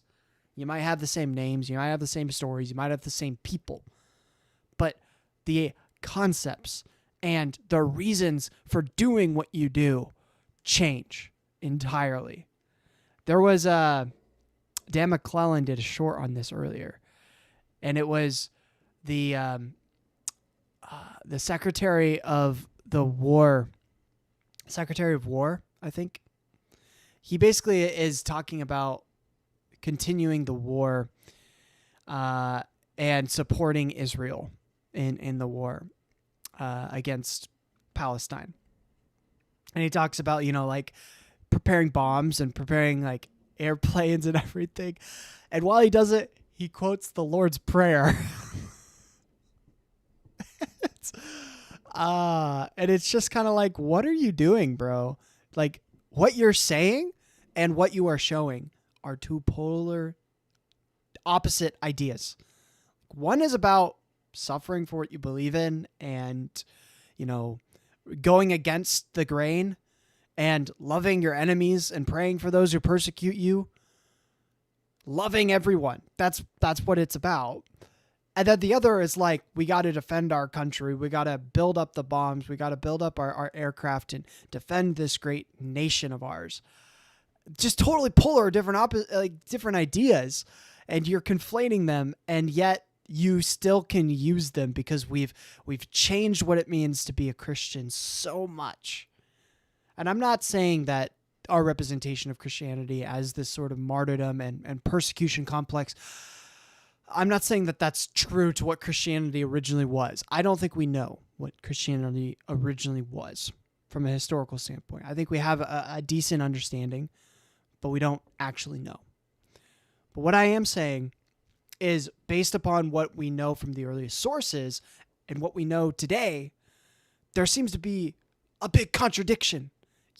Stephen was not talking about the gloriousness of Israel and how Israel should be its own country and separate from Rome. No. Nor was he glorifying Rome. No. He was preaching the gospel and telling people about the kingdom of God and being killed for it, being stoned to death for it. It's a story. But the story represents what Christianity is. And it blows my mind how we can just totally just redefine things and it's fine. No issue. Like that just blows my mind that we can, and so many people don't realize that that's the case. I think a lot of people do. Most people are reasonable, but there's a lot of people out there who they don't actually care about Christianity. They don't care about what the Bible actually says, but what they do care about is Christian nationalism and their ideology being spread. And so it's just crazy that you can do something like that. And it's fine. Just get away with it. Trump, he loves 1 Corinthians, 1 Corinthians. That's a cultural thing, but I just, overall it's just insane. The emperor himself, that you're a good Roman. You're the right kind of citizen. And of course, in the ancient world, for a lot of people who were not monotheists, it wasn't a huge problem to sort of have your religious ideas and your gods, but then just also take part in the imperial cult, because there's no sort of exclusionary. It's a very sort of inclusive pantheon back in the ancient world. But for Jews and Christians who insisted on the one God of all, it was a little more troublesome, and that's why they were particularly unwilling to engage in the imperial cult. That's right. But with the Jews, they have storied history. They've been Jews for thousands of years. They have a sort of special exemption, and they do offer prayers for the health and well-being of the emperor and sacrifices on his behalf. They're just not really participating in imperial cult. But Christians, they came out of nowhere. They're fast spreading. They're damaging the local economy. And there's no real precedent for them. And the Romans don't really want to encourage large groups of people wanting an exception from this rule. And then you have to think about what Christians say when they're talking to Roman authorities. So Roman judge or magistrate or governor, if you're in front of someone really important, will say, why won't you be pious? And the Greek word there, surveyor, it means piety, but it also means sort of loyalty and respect. So saying, why won't you respect the emperor and just offer sacrifice and then I'll let you go? And they're like, no, I can't do that. I only respect Christ, who's the emperor of the world. And that even today, if someone came into court and said, no, I only respect my God, I don't respect this courtroom, that would be a problem. But for the Romans who execute people, to me, it sounds like the idea of the sacrifice is less like worshiping another god and more in line with like saying the Pledge of Allegiance, at the beginning of your school day, to me, it seems a little bit more in line with that kind of thinking. And so if that's fine today, maybe it shouldn't be fine. Maybe Christians should be more like this. I don't think they really should. I really don't think it matters that much, but I think there's been this over spiritualization of this kind of concept when, from what she's saying, it kind of seems more in line with like saying the Pledge of Allegiance or something along those lines. For satire. This is particularly troublesome. They're claiming they have an alternative emperor. That's treason. They say that they won't respect the emperor. They won't participate in a practice that everyone else will participate in. And they seem to be contagious. Christianity seems to be contagious. So for a Roman magistrate, it seems sort of obvious that you would execute them. But they don't always do it. There's a story from Tertullian, who is a 2nd century Christian writer in North Africa, and tells a story, and it happened in Asia Minor, same region as Pliny Trajan. So you would imagine that the Roman governor involved, Arrius Antoninus, this is around 185, that he would know the Pliny Trajan correspondence because he's in that very region. Apparently, a mob of Christians go to his home in the night, they knock on the door, and they demand to be executed. And the governor, who's probably annoyed he's been woken up, says to them, if you want to die, you have ropes to hang yourself with, and has someone close the door and walks away. That's badass. This, presumably, if Christians are routinely being sentenced to die for being Christian, he should not have done that. This is a story about Christians offering themselves to die, not a story about Roman persecution. He just sends them away. And so even after the Pliny Trajan correspondence, Roman governors and magistrates are often just being like, just go away and quit. Do we know taking up my time? So when is this story happening? Who is it that this group approaches? And also, do we know much about like why this happened? Like why they went to his house and why they wanted to be killed? Yes, right. Is that the question? Like, why would you do this? So let's start with we do know who it is. It's Arrius Antoninus, who is a very high up official in the region. We do get the story from Tertullian, who is in North Africa. So there's some geographical distance here. Is this just a rumor? Who knows? But Tertullian is a Christian who very much supports martyrdom and is willing to tell this story, even though it is not a story about Christian martyrdom, because they're sent away. Why did they approach him? We don't know. What we do know is that Christianity promised people very lofty rewards for dying as martyrs. If you died as a martyr, you did not have to worry about post-mortem judgment.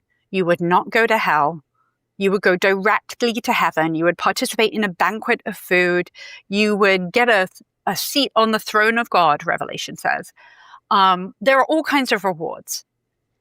And there definitely were people who wanted to die as martyrs in the same way as in the present day. There are people who think that if they die as martyrs for Islam, that they will receive heavenly rewards. Early Christians thought that too. So in terms of why did they do it, presumably they thought they were going to get heavenly rewards.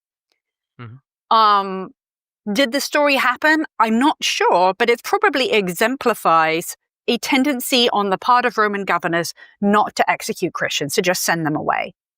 Okay, so but just going back then to this correspondence between Pliny and Trajan. In your book, you quote a particular passage, which is from Pliny to Trajan. He says, I'm just reading from your book here. I interrogated these as to whether they were Christians. Those who confessed, I interrogated a second and a third time, threatening them with punishment. Those who persisted, I ordered executed. For I had no doubt that whatever the nature of their creed, stubbornness and inflexible obstinacy surely deserved to be punished. There were others possessed of the same folly, but because they were Roman citizens, I signed an order for them to be transferred to Rome. Of course, Pliny is writing to Trajan and sort of saying, like, how do we treat the Christians here? And, you're right to point out that if he's unsure, there can't have been this official policy that was well known of widespread Christian persecution. But the fact that this Roman governor was persecuting Christians, and seemingly, at least in this excerpt, just for confessing that they're Christians and ordering them to be executed, even if this wasn't like an official edict from the Roman emperor, does this not provide some really good evidence that Christians were suffering persecution, even if just locally under particular governors? Yeah. So I definitely want to dig into what do we mean when we say persecution. Sure. So if what we mean is someone is being killed for their religious beliefs, that is persecution, then yes, this is evidence of persecution. What I would want to push back against is, I think, the common misconception that they were constantly being persecuted, and that when we say persecuted, we mean they were being sought out by the Romans. When Trajan responds, Pliny and Trajan agree, we're not going to seek out Christians. It's just if they show up in our courtroom, and if they do this, then we'll kill them. But in the passage you just read, he says, we're not killing them because of what they believe. We're killing them because they're obstinate and inflexible. And so I don't know that this is about Christianity so much as it is about a behavioral tendency that they're exhibiting that Romans don't like, which is obstinacy and inflexibility. And I think that anyone who exhibited those things in a Roman courtroom might find themselves executed unless they're a Roman citizen, because it's quite easy to sentence someone to die in this period. And I kind of get that point. One thing I would maybe say back to that is maybe they, on the part of the Romans, they weren't necessarily persecuting and killing these people because they were Christians, but because they were annoying. But they were killing them because they were annoying, and the reason they were annoying is because of what they believed, right? And so, in a sense, they were being persecuted and martyred because of what they believed, because what they believed was a nuisance to the Roman Empire. So in that sense, I would say maybe it is persecution. But in the sense of like she's saying here, like Rome is trying to find Christians, searching for them. The Christians are hiding like under the ground, and they can't like be out in public at all. And they have to make sure that no one knows that they're a Christian, and they have to secretly share the gospel. And if anyone hears the gospel, they have to, keep it secret and then kind of secretly pass it on to the next person. That whole kind of concept is not, I guess, doesn't seem to be historically valid.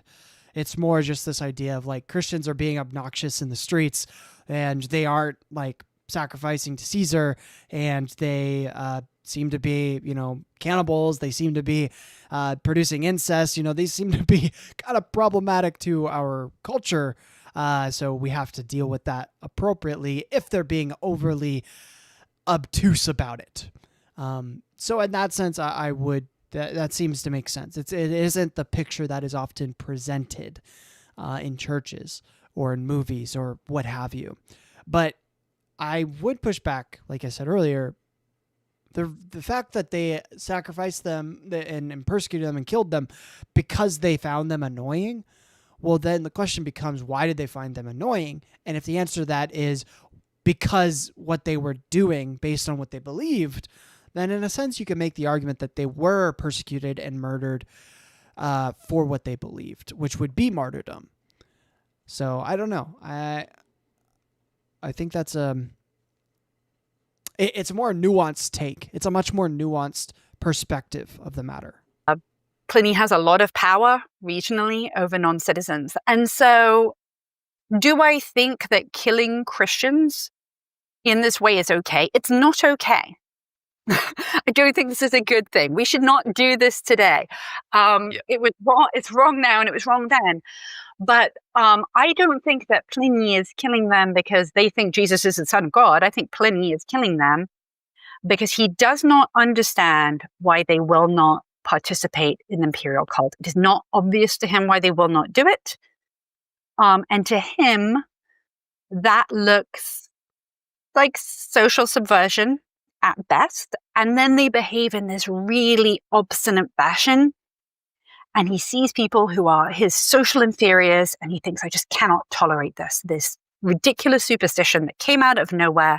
They're obstinate. They won't participate in ordinary social discourse. They're a nuisance. They're rebel rousers. They are affecting the local economy. I'm going to execute them.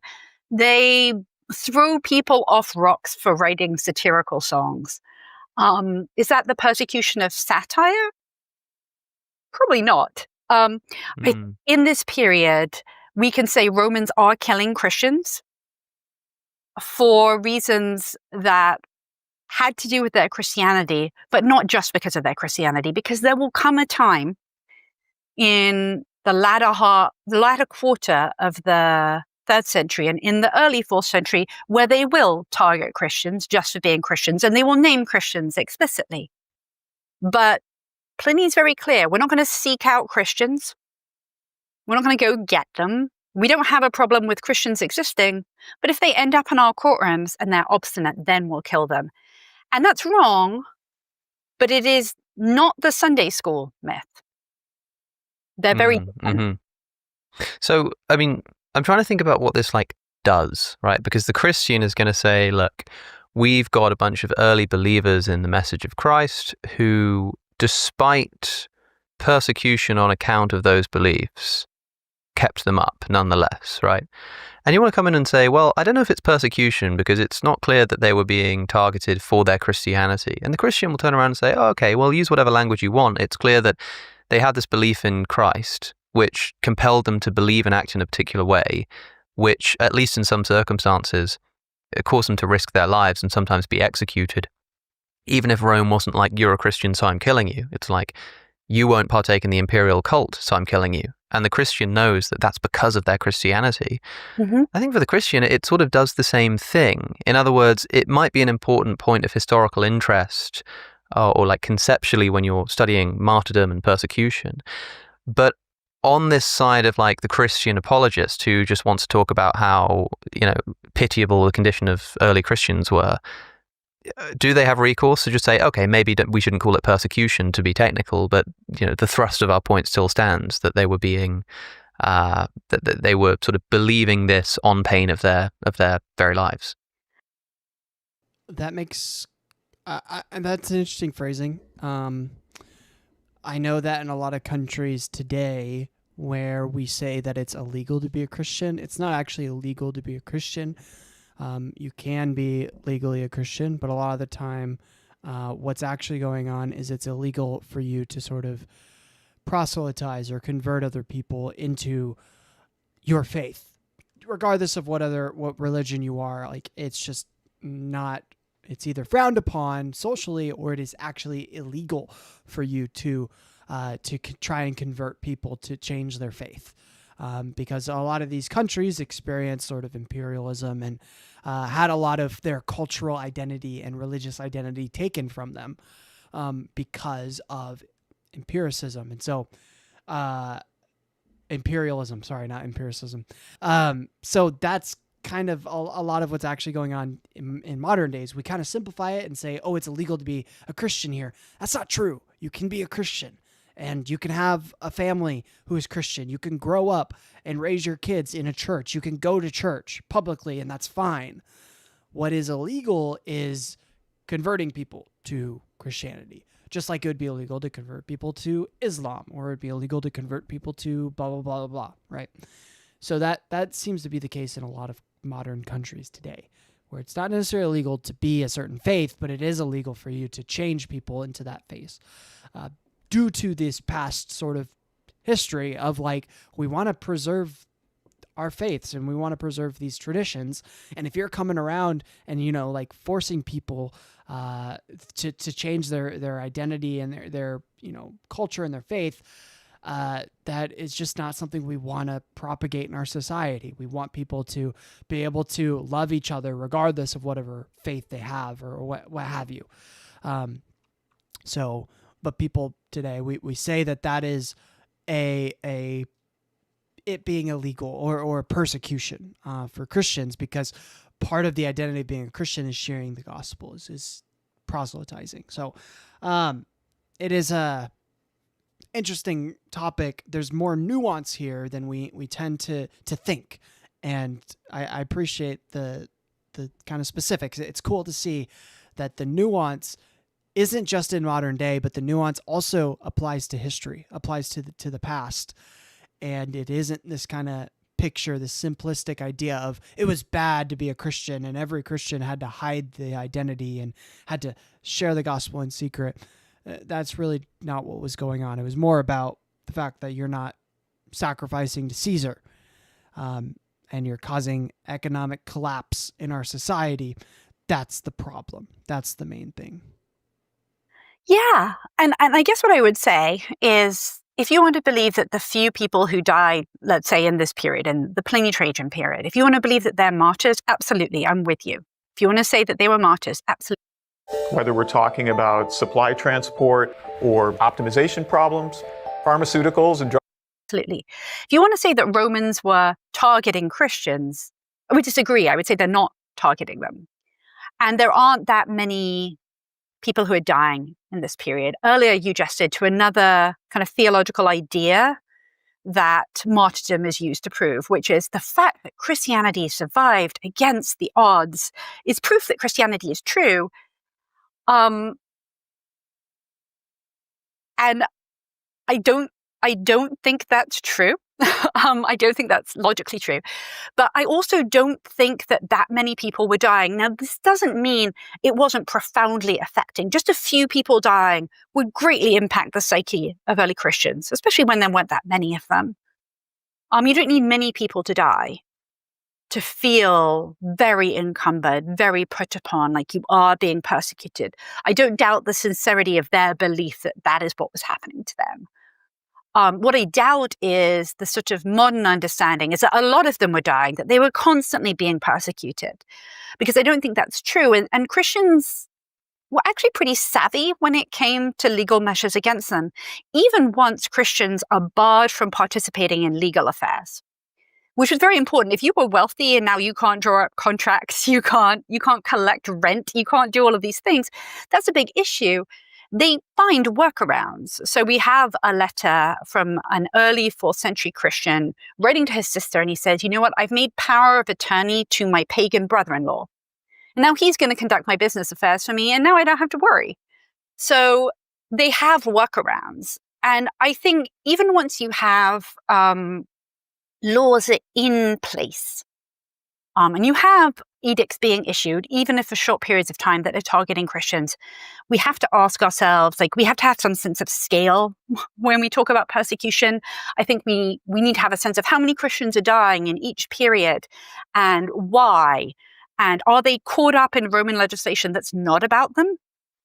Or are they being targeted? And I think those are differences that we have to identify, we have to distinguish. So in the middle of the 3rd century, the Emperor Decius issues legislation that is not about Christians, but Christians are going to wind up in Roman courtrooms and dying because they cannot participate in imperial cult, which the Emperor Decius wanted everyone to participate in.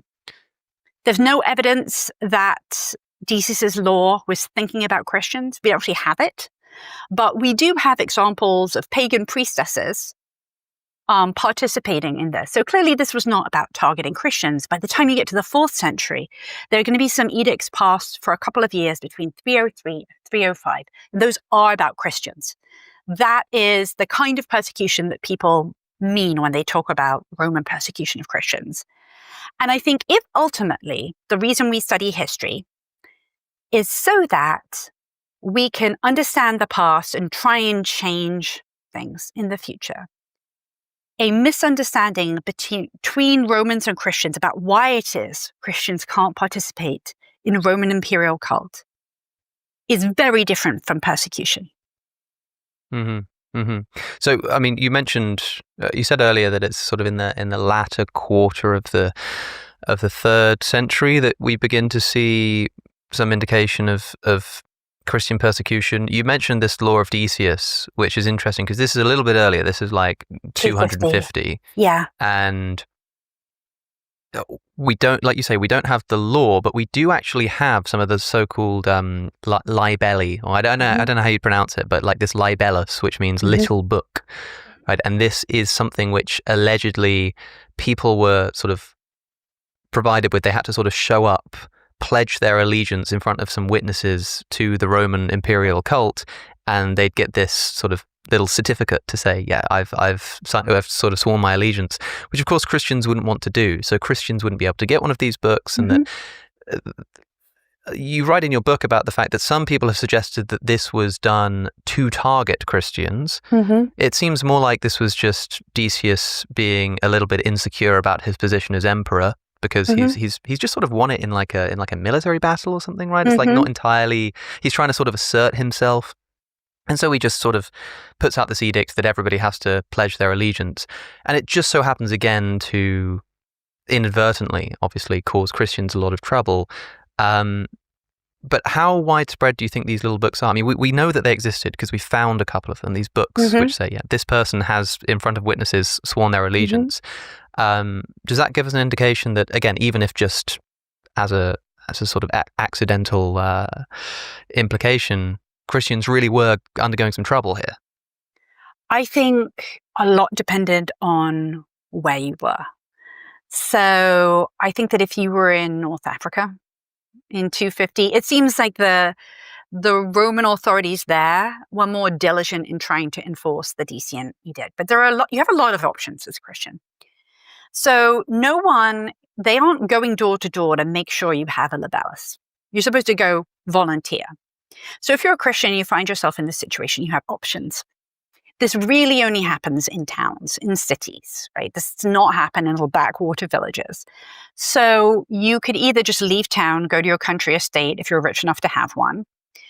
That's one option that wealthier Christians followed. You could go there and say, no, I can't do this, I'm a Christian, and you might end up imprisoned, you might end up tortured, you might end up dying as a martyr. You could go there and you could offer sacrifice and just hope you'll be forgiven afterwards, which a lot of Christians did. Now, I know we call that apostasy, but I think there were Christians who kind of sort of selectively decided when they were going to be Christian, as there are today. There are a lot, I have lots of Jewish friends who sometimes eat bacon. Should they be eating bacon? It's not up to me to decide, but they selectively eat bacon and they're still Jewish. And I think there were Christians who went and offered sacrifice and were still Christians. And then there were others and they were like, I'm just going to stay home. And if I get dragged into a Roman courtroom, then I'll decide then. And it wasn't everyone. It was one person per household. We know from later periods that some Christians, and this is not a nice thing to have done, instead of them going and offering sacrifice, they sent their slaves to offer sacrifice. So their slave, who was a Christian, apostatized, but it was good for the whole household, the apostasy. And so they didn't apostatize, their slave did, but now they're in the clear. So there are all kinds of workarounds. Now, that's crazy. That's, I mean, it depends on the type of mental gymnastics you're doing, but apostasy basically was you going to hell. Like I don't know. It was kind of like a mortal sin, from what I'm familiar with, because a lot of the idea of what people were talking about in terms of why you would accept persecution and martyrdom is that if you decided not to, if you didn't willingly accept it for the belief system, then you were going to hell. I don't think it makes sense from our understanding of the Bible, but at the time, that's what would have been the case. So the type of mental gymnastics you have to do in order to say, well, my slave can do it for our household. wow, that seems crazy because, well, if that's the kind of perspective you have, maybe they just didn't have that perspective. It seems a little more messed up that you're like, my slave can apostatize, and it's fine if he goes to hell, but it's not okay if me and my family does. I don't know. That might not be what is being suggested here, but yeah, it's just insane that it's just a totally different culture, a very different culture to what we have today. It's not good that Christians get caught up in this, but Decius is just doing something, as you said, he wants unity in the empire, and he's a military ruler. And in the military, when someone joins the military, they have to do exactly the same thing. They have to offer this sort of oath of allegiance and put incense in a flame. So he's basically just taking something that he's seen in the military. He's like, it'll be great. I'll do this. I'll have unity in the empire. And then maybe I'll have more support. A lot of emperors had been assassinated or usurped in the years prior to his reign. That's what he was trying to do. It is deeply unfortunate for Christians that they can't do this and they end up dying as a result, but they don't all die. This mostly seems to have taken effect in North Africa. All of the labellae that have survived come from 1 month, a single month. So that may just show that in Egypt, where these labellae come from, that in Egypt, people were only really interested in this legislation for a month, and after that, they kind of forgot about it. So we don't know how extensive it was. And there are definitely areas of the Roman Empire throughout this period where if you were a Christian, you were probably in the clear because none of these edicts were enforced. And you talked then about how a little bit later on, at some point, we get finally to, yes, actually, this is genuine persecution of Christians by the Roman Empire. Can you just tell us about that? Like, when are we talking about what happens there? Yeah, so the Emperor Diocletian, who reigned at the end of the 3rd century, around 303, to sort of celebrate 20 years of Diocletian's rule, he starts issuing edicts that are about conformity. He starts with, he wants to get rid of Christian buildings, Christian books. He wants Christians to lose high positions in office. Interesting that they were holding high positions in office. Indeed. And this happens several times. It happens in 267 as well, that the first thing that happens is they're stripped of high positions of office. And the first thing we should say is they had high positions of office. Surely they're not hiding. They're not hiding and they're not persecuted and it's not disadvantaging them. So he starts there. And then he says, well, we should arrest Christians. That's pretty wild. That's crazy. They had high positions of office. Wow. Clergy. Then he issues an amnesty. And then he says, actually, everyone has to offer sacrifice. And that last edict, which is in place for about, let's say, generously 2 years, that's the one that everyone must offer sacrifice. And this is going to be a problem for all Christians. There were workarounds. The first thing that happens with the Diocletian persecution is that they rip down a church in Nicomedia that is kind of across the street from an imperial palace. And again, we should ask ourselves, how persecuted are Christians before this, that they're building churches in the emperor's front garden? Yeah, it's like building a synagogue outside of, the Nazi holiday residence or something.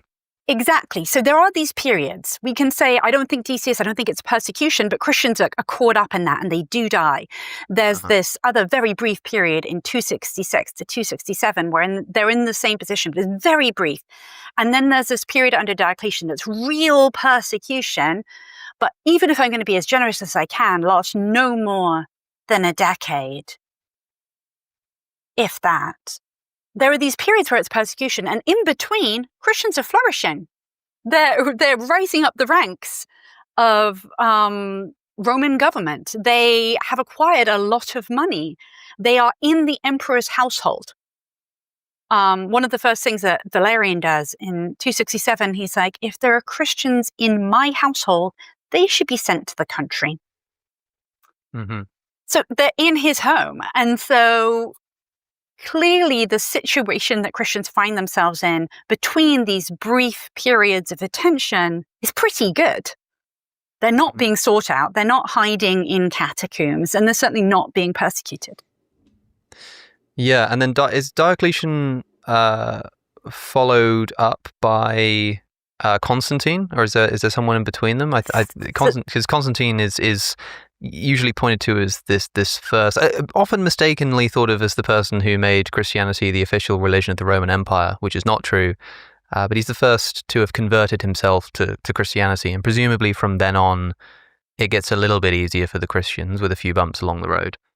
Yeah. So Constantine, we usually associate the big date for Constantine is 313. This is when he fights his big battle. This is when he has his vision, after which he doesn't convert immediately, but things radically change for Christians after that. Diocletian's persecution is 303 to 305. There is an emperor after him who continues to target Christians, and that is over by 311. The reason it's quite complicated is because Diocletian had divided the Roman Empire into four, and he had like sort of four emperors, sort of two senior emperors, two junior emperors, and one of those was actually Constantine's father in the West, in France and Britain. So it almost immediately after Diocletian, we have a complete sea change for Christians, and they're going to find themselves in a position of great power in the Roman Empire under Constantine. Mm-hmm. So we've sort of jumped a few centuries here. We've started with our apostles, and we've come up to some instances of the Diocletian persecution of Christians. What do you think is the takeaway from all of this? As in, like, the story that's often told is that there is widespread persecution by the Romans of early Christians, beginning with the apostles and going all the way up until sort of Constantine. And we've been talking today about how that might not be true. You know, it doesn't seem like the Romans in many cases actually cared that much about Christians. We don't have very good evidence for their targeting and persecution. But at the same time, it does seem like a lot of Christians like were dying, even if there's like a sort of unintentional result of, you know, this desire for adherence to the imperial cult. Like, having just sort of covered this all for our listeners, what's our thumbnail sketch here? Like, what do you think is an accurate way to depict the fact that Romans and Christians didn't get along, but that Romans were not sat around every day thinking about how they can persecute Christians? How would you summarize the relationship over those few hundred years?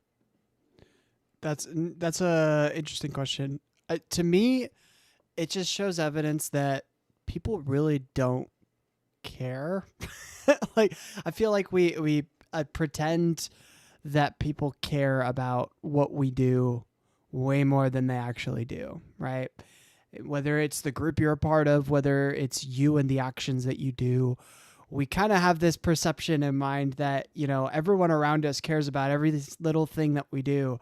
And it's like, no, people really just don't give a crap. Like, people are more concerned about them and themselves and what they have to do and what they are doing than they are like anything that you are doing or what you have to do. There are people who are selfless and care about other people in that sense. But generally, if someone does not have sort of a kind of responsibility for you, they might care about you in the sense of like they want good for you. But in terms of like actually caring about every single thing that you do and all that, it's like, no, people just, they have their own life. You know, it's very complicated. Everyone is just living their own life, and that's a good thing. I think that's a very good thing because it allows us to have less stress about what people think, because most of the time people aren't thinking about you. And I think this is kind of what we're seeing here with Christianity is we are seeing that Christians are just obsessed with their group, and they are espousing and creating stories, maybe not creating, but maybe just embellishing stories in order to show their perspective, which is a good thing. But is that evidence of that story being true? No, I don't think so. I think what's happening is the story of these martyrs and the story of these people being persecuted is really just evidence that the Christians were very concerned about themselves.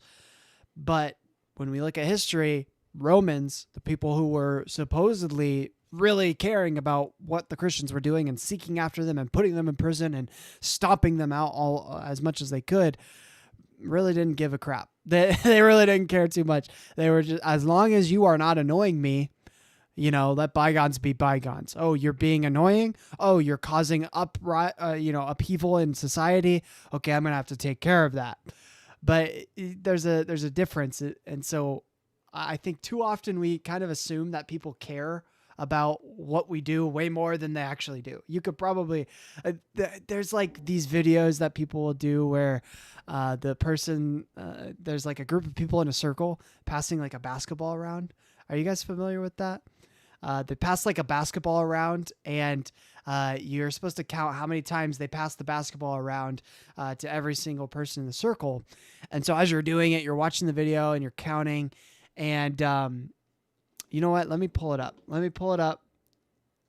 And I don't want to spoil it. People passing. Actually, let me stay here. I put it over here. I don't want to spoil it if you haven't seen it.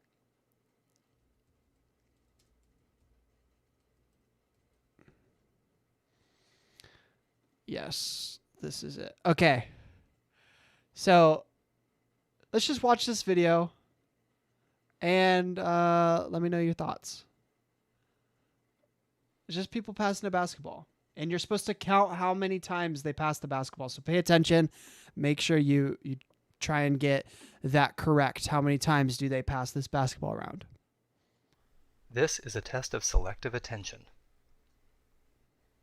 Count how many times the players wearing white pass the basketball. No, wearing white. Okay. All right, so once, twice, 3 times, 4 times, 5 times, 6 times, okay? Pass it again 7 times, 8 times, pass again 9 times, 10, 11, 12, 13. How many passes did you count? I got 13. Is that what you guys got? The correct answer I didn't even get it right. It was 15, my bad. is 15 passes. But did you see the gorilla? This is the key. The gorilla. The gorilla. Look at this dude. Look at this dude. The gorilla. Yes. People do not care about what you do because they're busy playing their own game. They're busy living their own life. They're busy counting how many times they pass the basketball around. This is an interesting example, and maybe you've heard of it, so maybe you already knew that the gorilla was going to pop up. But I think this is a prime example of the fact that people don't care as much as you think they do about you. You're not the center of the universe, and that's a good thing. If you were the center of the universe, everything would be on you, and that would be very intense and scary, and you could, basically, if you made a mistake, that would affect everyone. But the reality is, you can make mistakes, and it's okay, and people are living their own life, and that's okay. And I think there's this sense of relief and peace that you can have that I hope to share with you from this, which is this idea that people don't care about what you do as much as you probably think they do. And it's a good thing, in my opinion. But when we talk about this idea of like Roman persecution of Christians, I think that's what's going on here. Christians are very concerned about their own life and their own experience. Romans really don't give a crap, and they probably did not persecute and target Christians in the way that we present it as today. And it seems to be more in line with the human condition and with psychology, which is, Rome was concerned about Rome. They were not concerned about this, hillbilly group of people who followed a traveling preacher. They didn't care that much about that. It would make sense that they would care about it if it obstructed their culture and their way of life. That makes sense. But the fact that they're concerned about the ideology and they really want to just wipe this small group out, like that just doesn't make any sense. Like the motivation there is not correlating. So hopefully that was encouraging for you guys too. But I really think that makes sense. Like it makes sense with human psychology. It makes sense with the human experience. Like this is a history that seems to correlate with what we see today in modern depictions. Yeah. So what I would say is for most of this period, Roman authorities don't seem to have a problem with people in the empire who are also Christian. There are these brief periods where Christians are targeted, usually for political reasons or inadvertently. I wouldn't say, any amount of people dying is going to affect those communities of Christians. But if we're thinking tens of thousands, it's not tens of thousands. But those deaths had a big impact. I think what we have to say is because Christians enjoyed relative peace and security in the Roman Empire for this first, let's say, 400 years, we cannot use persecution as proof of the accuracy of Christianity. This isn't proof that God is on your side.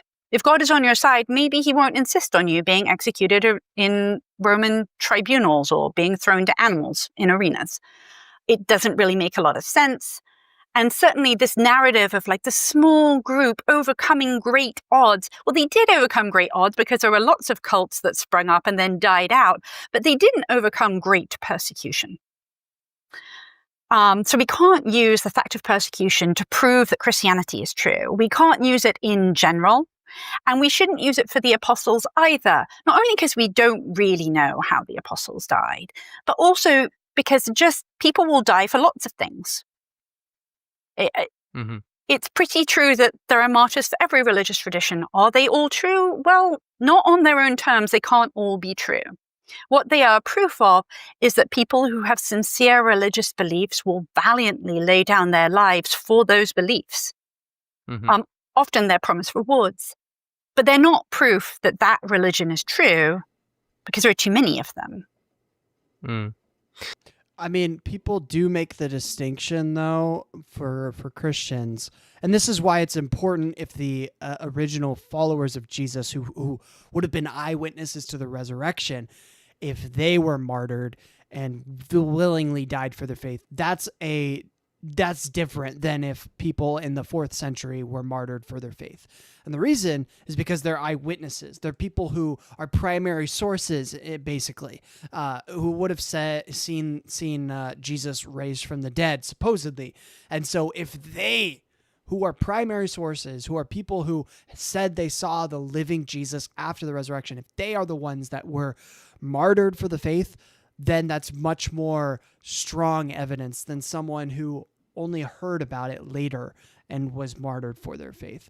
The fact of sincerity of that is much stronger than the sincerity of someone who's been told or raised in a tradition. That's what apologists often bring up, which is why it's important to distinguish the 12 and their martyrdom from the martyrdom of Christians in later centuries, because that martyrdom, while it is admirable and like beautiful, something to aspire to be as a Christian, that is not of the same weight or value as someone who is an eyewitness to the testimony of the resurrection and was martyred for the faith in that sense. So there is a distinction there that I think is most apologists bring that up, and I think it's an important point to bring up. Now, the point that, there isn't much historical evidence that the original 12 were martyred, that's also a very good point, and I think it's worth talking about, because people say like all the 12 except for John were for sure martyred. This conversation seems to suggest that that's probably not the case. We really don't have much historical precedent for that. Your book is The Myth of Persecution, how early Christians invented a story of martyrdom. We've talked about the myth of persecution, that subheading is pretty provocative as well. Early Christians inventing this idea of martyrdom, this story of martyrdom. So I suppose my question in closing would be, having seen that maybe the story isn't quite what's taught in Sunday schools, like, why is that what's taught in Sunday schools? Why is it that we get this popular narrative surrounding martyrdom? When did it begin to spring up, and for what reason? So in the early 4th century, during the reign of the Emperor Constantine, we find our first church historian, Eusebius of Caesarea, who himself had lived through. To start a podcast with Riverside, all you need is a concept and a way to record it. Here's how it works. Persecute Riverside's legendary. That's how I record my podcast. Let's hear what he says. in the Great Persecution of Diocletian. And so it was very much on his mind. And he wrote the first Christian history, and he used persecution and martyrdom as one of the great kind of framing devices. He's the one who tells us that Christians are sort of constantly being persecuted. It's how he tells the story of Christian history. And he really set the terms for everyone ever since. When you talk about Christianity, you talk about persecution and overcoming great odds and this war between good and evil in the early church. One of the reasons he did that was that he would use martyrdom as a way to combat his kind of theological adversaries. So, for example, he tells a story about an early Christian martyr called Polycarp. He tells the story. It's not in the earlier stories of Polycarp's. Let's go, Polycarp, my man. The follower of John. Death. But Apostle in to John. Eusebius's version, Let's go. Polycarp once encountered the heretic Marcion in Rome, and he snubbed him because he avoided heretics. And he tells lots of similar stories. But what Eusebius does there is he uses the power of Polycarp, this bishop and martyr, to show that Marcion's a bad guy. And he'll repeatedly use martyrs and things martyrs allegedly said to sort of push back against people he disagrees with. So martyrdom becomes this really powerful rhetorical tool. And it is today. You will sometimes hear modern Christians talk about how they're persecuted. You'll hear that a lot in the United States, where I live, that Christians are under attack. About 60% of white evangelical Christians today think that Christianity is under attack in America. And that's amazing, because this seems like a country. Dude, that is so true. It's actually insane how true that is.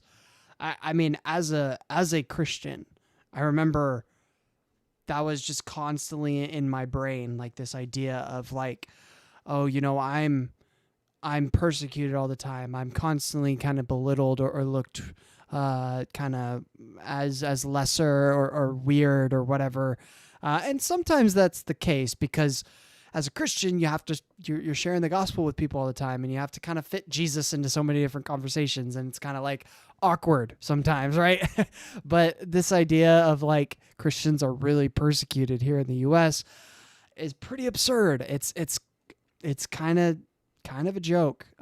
Anytime that like Christians don't get their way, basically, like they can't teach the 10 Commandments in school, right? It's like that means that Christians are under persecution.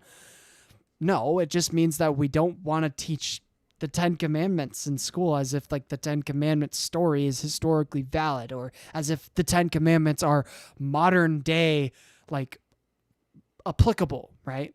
It's actually being taught in schools though, you know, and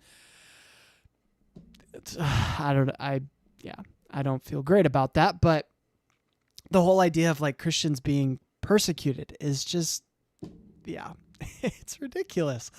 But it does come from this mindset, and I think it is deeply ingrained in Christianity, this perspective that we are persecuted. We have this persecution complex, and we want to be persecuted.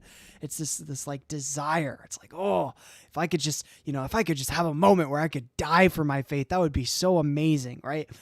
It's this sort of glorified thing, and it doesn't have to be dying, but it has anytime like there's some sense of like suffering or pain in your life, and you can in any way attribute it to your faith as a Christian. Christians are eager to do that. They're very excited to do something along those lines, whatever it can be. And It's just so funny. It's just so funny. It's like, no, Christians are not a minority. The Christians are not persecuted. It's the number one religion in the world. So it's crazy. Country that's really quite favorable to Christians, to me, at least, as someone who lives here. And so Eusebius is the reason that when we think about Christianity, we think about martyrdom and persecution. He's the inventor of this story, but that kind of invention that gets picked up by lots of other people because people love martyrs. These stories are inspiring. You can really connect to them. But it's because of that story that we have this misunderstanding about Christian history. And I would say that you could still love your martyrs, but recognize that early Christians weren't constantly under attack in the past, just as they're not constantly under attack in the present. Well, Candida Moss, it's been fun. As I said, the book is The Myth of Persecution, how early Christians invented a story of martyrdom. I did have to click onto the book to remember that bit word for word. It's in the description if people want to buy it and read it. Otherwise, links to other places people can find you will be down there too. Thank you so much for taking the time. It's been a topic that I should have covered a long time ago because it comes up so much in apologetical context, and I am so excited to have my next debate about early Christian persecution with all this new knowledge. So thanks again for your time. Thank you. If you enjoyed that conversation, you might like my previous episode with Elaine Pagels on the Gnostic Gospels. That's awesome. I'm so glad I covered this one live because this is like a topic I've really been wanting to dig into. There's so many like topics I want to dig into. This is like really high up on the list. So it'll probably be the next thing after Shroud of Turin, after this series on the Shroud of Turin, which if you guys haven't watched it, I just released the timeline video. So it's the first video of my series discussing the Shroud of Turin, kind of discussing the timeline of the Shroud from the perspective of someone who thinks it's authentic. I actually reject a lot of the things I'm presenting in that video. I don't think it's very historically valid. And when you watch it, you'll see like, I'm basically saying like, okay, here's an instance where the Mendelian of Edessa is like supposed to be the Shroud of Turin, but even in the Doctrine of Addai, like that's not even, there is no mention of an image until much, much later, stuff like that. So you'll see all the sort of historic caveats and stuff, but it is interesting, and I think it's very helpful. I have to say I watched her talk from Christian Persecution on Alex's channel, Myth Vision and Gnostic Informant. And normally I prefer Alex interviews, but I think Derek had a better one with her. Oh, interesting. I'll have to check that out. She was on Myth Vision. That's super cool. Yeah, I'll have to check that one out too. So I love this topic. I know Myth Vision and Gnostic Informant, they've covered this topic a lot more in depth. So they are really cool people that have talked about that, so definitely have appreciated the content that I've seen from them. But overall, this has been a really interesting convo. Also, Alex mentioned that he's speaking in London on November 17th. So if you want to buy tickets, you can go to this video and do that. I am nowhere near London, so that would be probably not possible for me right now, but it was maybe a year ago. Okay, good. I'll have to check that out. Thank you for pointing that out. So, and anyone that wants to watch that, go check that out on Myth Vision's YouTube channel as well. So there was her book too. He said he linked her book. Am I missing it somewhere?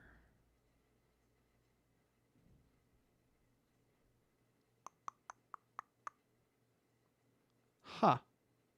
Am I missing it? Substack. I don't see the book linked in the description. Maybe he missed it. I mean, he mentioned the book a few times, so you guys should definitely check that out as well. It is time to leave a comment. Comment time. Let's get some inspiration. Let me know in the comments what stuck out to you from this video.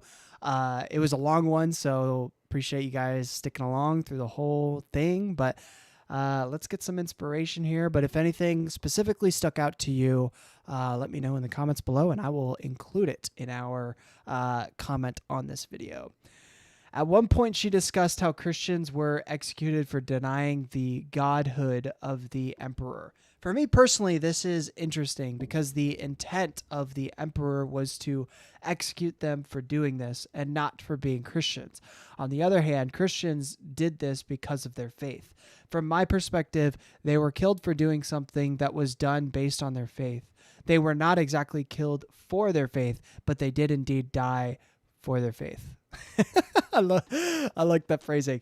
That I would agree. I think that they definitely did die for their faith in the sense that they were dying, acting out their faith, right? That was why they were killed. But from the perspective of the people who killed them, they were not killing them because of their faith or their ideas even. They were more just killing them because they found what they were doing to be annoying and obtrusive to their society. So, yeah, I think it definitely, the idea really just pushes back on this notion that the early church was secretive and that they were constantly being, searched out by the Roman governance. That does not seem to be the case at all. Different people have different interviewing styles, and sometimes guests just click with certain people too. So I like to listen to a couple interviews if it's something I'm interested in. Yeah. No, that's very true. Yeah, especially when it's like a mediator between multiple guests or anything like that. Like the podcast host brings a certain level of energy and a level of questioning that is not always applicable to every single guest. So, yeah, no, that's a fair point. Really cool. What else do we have here? It seems as if Alex himself isn't entirely convinced. Moss citing Brent Shaw's ridiculous denial of Nero persecution, pushing a second century date for Acts, saying it's divorced from Luke, and hair-spittingly over the term martyr, tells me she holds some very fringe beliefs. I see. Okay, so that seems to be... Because I was very surprised when she said that Acts was 2nd century. I was kind of like... Really? So that's kind of where I got into maybe that story of Stephen specifically is 2nd century, but the historic Acts it maybe didn't have the story of Stephen in it originally. Of course, I don't know. It's very interesting. I've collaborated with scholars like Bart Ehrman, Dale Allison, and I just find her views absolutely revisionist. And I'm afraid Alex may be giving an impression that this is the standard fare academia on the issue. I'm not religious, far from it, but having been part of the academic Bible scene for more than a decade, I can tell you her work is heavily criticized by both conservative and liberal scholars. Interesting. It would be nice if Alex had someone come on to balance out this perspective because it is in no way represented. Yeah, I mean, the main thing I'd say to that is this is his first video talking about this topic. He's probably going to have future videos. He kind of alluded to that. And so I think that'll probably be something he does in the future. But that's good to know. The one thing I've truly learned time and time again on your channel is I really have no idea what's going on. Oh, I just gotta love that. That's great. Yes. Yeah, I think the main thing I kind of got out of this is this idea that we tend to tell stories as if we are the main character. And this is true for Christian martyrdom. Christians told stories, and I guess it's from Eusebius. I'm not sure if that's really the start of it, but she suggested that the idea of Christian martyrdom being so intertwined with the identity of being a Christian is from Eusebius. So maybe that's the case, but the idea of like being just so like self-focused and focused on the persecution and the trials that you are experiencing, you sort of present things more hype, like more exaggerated than they probably really are. And you sort of present things from your perspective, which is the world's out to get me. All these people are out to get me. The entire empire of Rome is out to get our group, even though you're just this tiny niche group that, they probably don't actually care about that much. And historically seems to be that they didn't actually care too much or even know about you very much. The fact that, the Christians weren't even the name Christian until after the supposed persecution by Nero. That was interesting. I did not know that. Or the Colosseum wasn't built until after the supposed persecutions of Nero, because it wasn't finished until 80s, the 80s of the first century, 80s AD. That's all very interesting. I didn't know any of that. So, something along those lines I think will probably be in the comment. Let's read a couple more. Candida is typically a case of overcorrection. Is the persecution often exaggerated? Yes, but it is undeniable that there was sometimes severe persecution. It just went in waves. Sometimes there was a little or none. Other times there was severe persecution. Yeah, this kind of hits the nail on the coffin right there. I think that is the notion, is that it's not as severe as people are presenting the persecution. And I think that is a very fair point, is the idea that we often overemphasize how intense it was. And I think, as I said before, this comes from us all as human beings, as institutions. Like, we tend to focus on what we do. Other people tend to focus on what they do. And so the notion that everyone's out to get you or everyone's trying to do this against you or whatever, most of the time is not true. That's probably your interpretation of the world.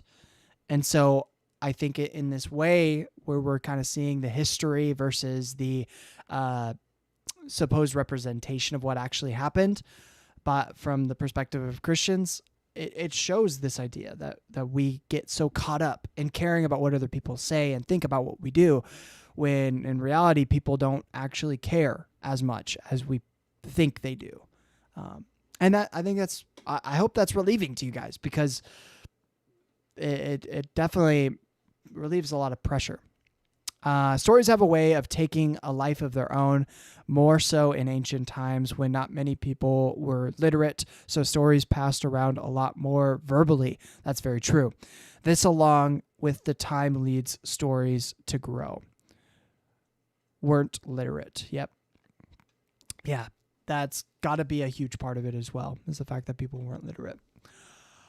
Awesome. Well, I think we got some good thoughts, some good things to include. Before I leave the comment, let's change our number count. So we are now at 112 videos, and together through these live streams, we have watched 19 videos. So next week we're going to reach 20 videos, the big 2 decades. So come on now. Let's get it. We're getting there. It's exciting. Every single live stream, we get closer and closer to the goal, and it's very exciting. So cool. All right. Let's leave the comment then. Yeah, so John, you were saying, yeah, a lot of the people were not literate, so I think I'll probably include that in here too. And if you guys want anything else in the comment, like I said before, let me know in the comments and I will include that as well. So.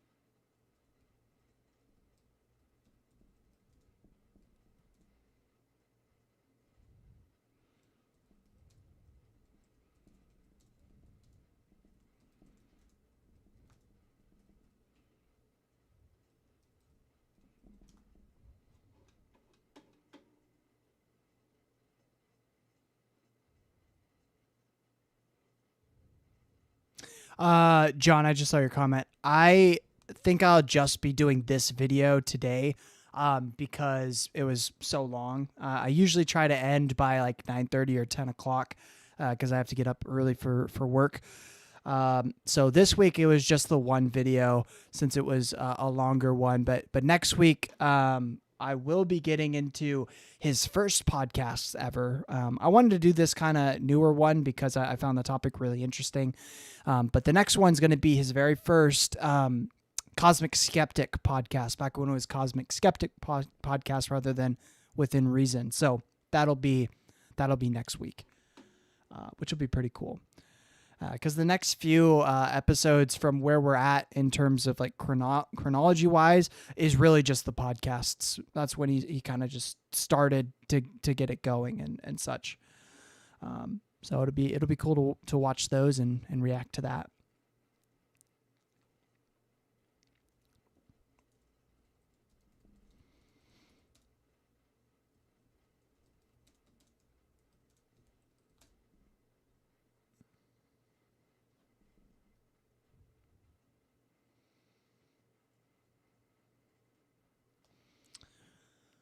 Um,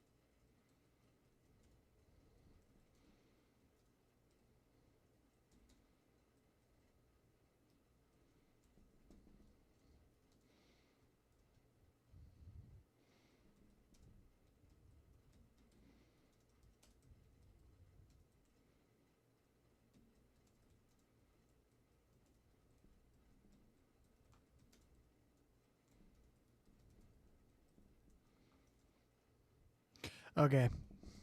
Sorry, that was a long comment. I wrote a paragraph. I'll read it out here. And if you guys want to add something, let me know. So I said, "Hey Alex, this is Jackson from the Truth and Tradition podcast. I am on a mission to watch every one of your videos and leave a comment on each of them. I love this topic. It is one that I have been wanting to investigate further, but I have not had the opportunity yet. I find it so fascinating, though, that the persecution complex has become so ingrained in Christian culture. Part of what it means to be a Christian is to pick up your cross and follow Jesus. This was definitely the case while I was a Christian, and for much of my life, the glorification of being killed for my faith was inspiring to me." I'm going to put the... I also think this explains a lot about the human condition. We often think that what we say, do, and think are in the concern of others, when most of the time people do not care that much about your life. This is because people are busy with their own life. However, when someone spites you or condemns you in some way, you might interpret that as far more extreme of a notion than it really is. We use language like, "Everyone was laughing at me. The world is out to get me. How will this person view me? How will this person's view of me change?"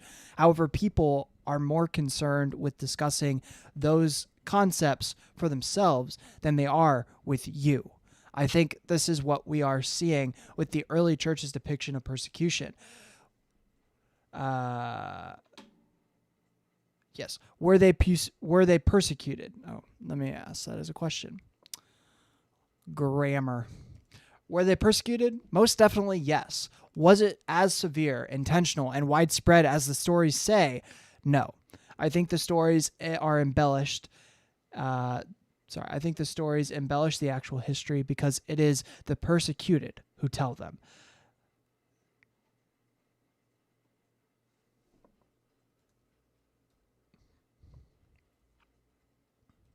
That or their followers, who were the ones to put it to paper. And like any good story, it only grows with time, especially in a culture that is mostly illiterate. Great podcast. I look forward to future conversations on this topic. Perfect. I'm going to check the comments here real quick.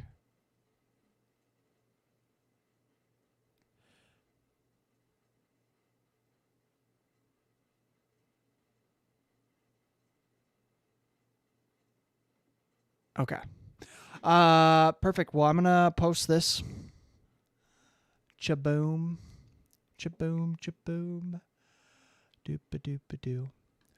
All right. Well, that, oh, hey. Misinterpretations is live. So if you guys are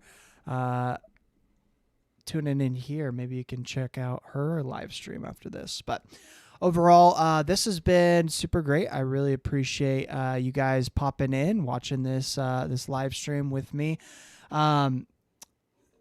This has been episode 7 of reacting to every single Alex O'Connor video. So it's cool. We're getting close to double digits in terms of live streams. So I'm excited about that. Last comment here. It's about the history of the Israelites in the Bible. Good documentary. One of the best. I listen to it all the time. Is that his first podcast? Are you talking about the Cosmic Skeptic one, or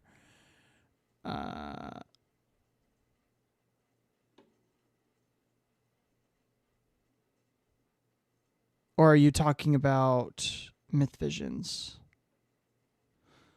Anyway, I'll check that out later. But yeah, thank you for those suggestions, John. Anyway, I will let you guys go. Thank you so much for tuning in. This has been me, Jackson Atwell, talking about Christian martyrdom and persecution by the Roman Church. Is it a hoax? Is it is it just a myth? I don't think so. I think that it did happen. Indeed, we can say it definitely happened around the 4th century, according to this. But it'll be a topic for further discussion, further investigation. So anyway, appreciate you guys. I hope you guys have a great rest of your day and have a good night.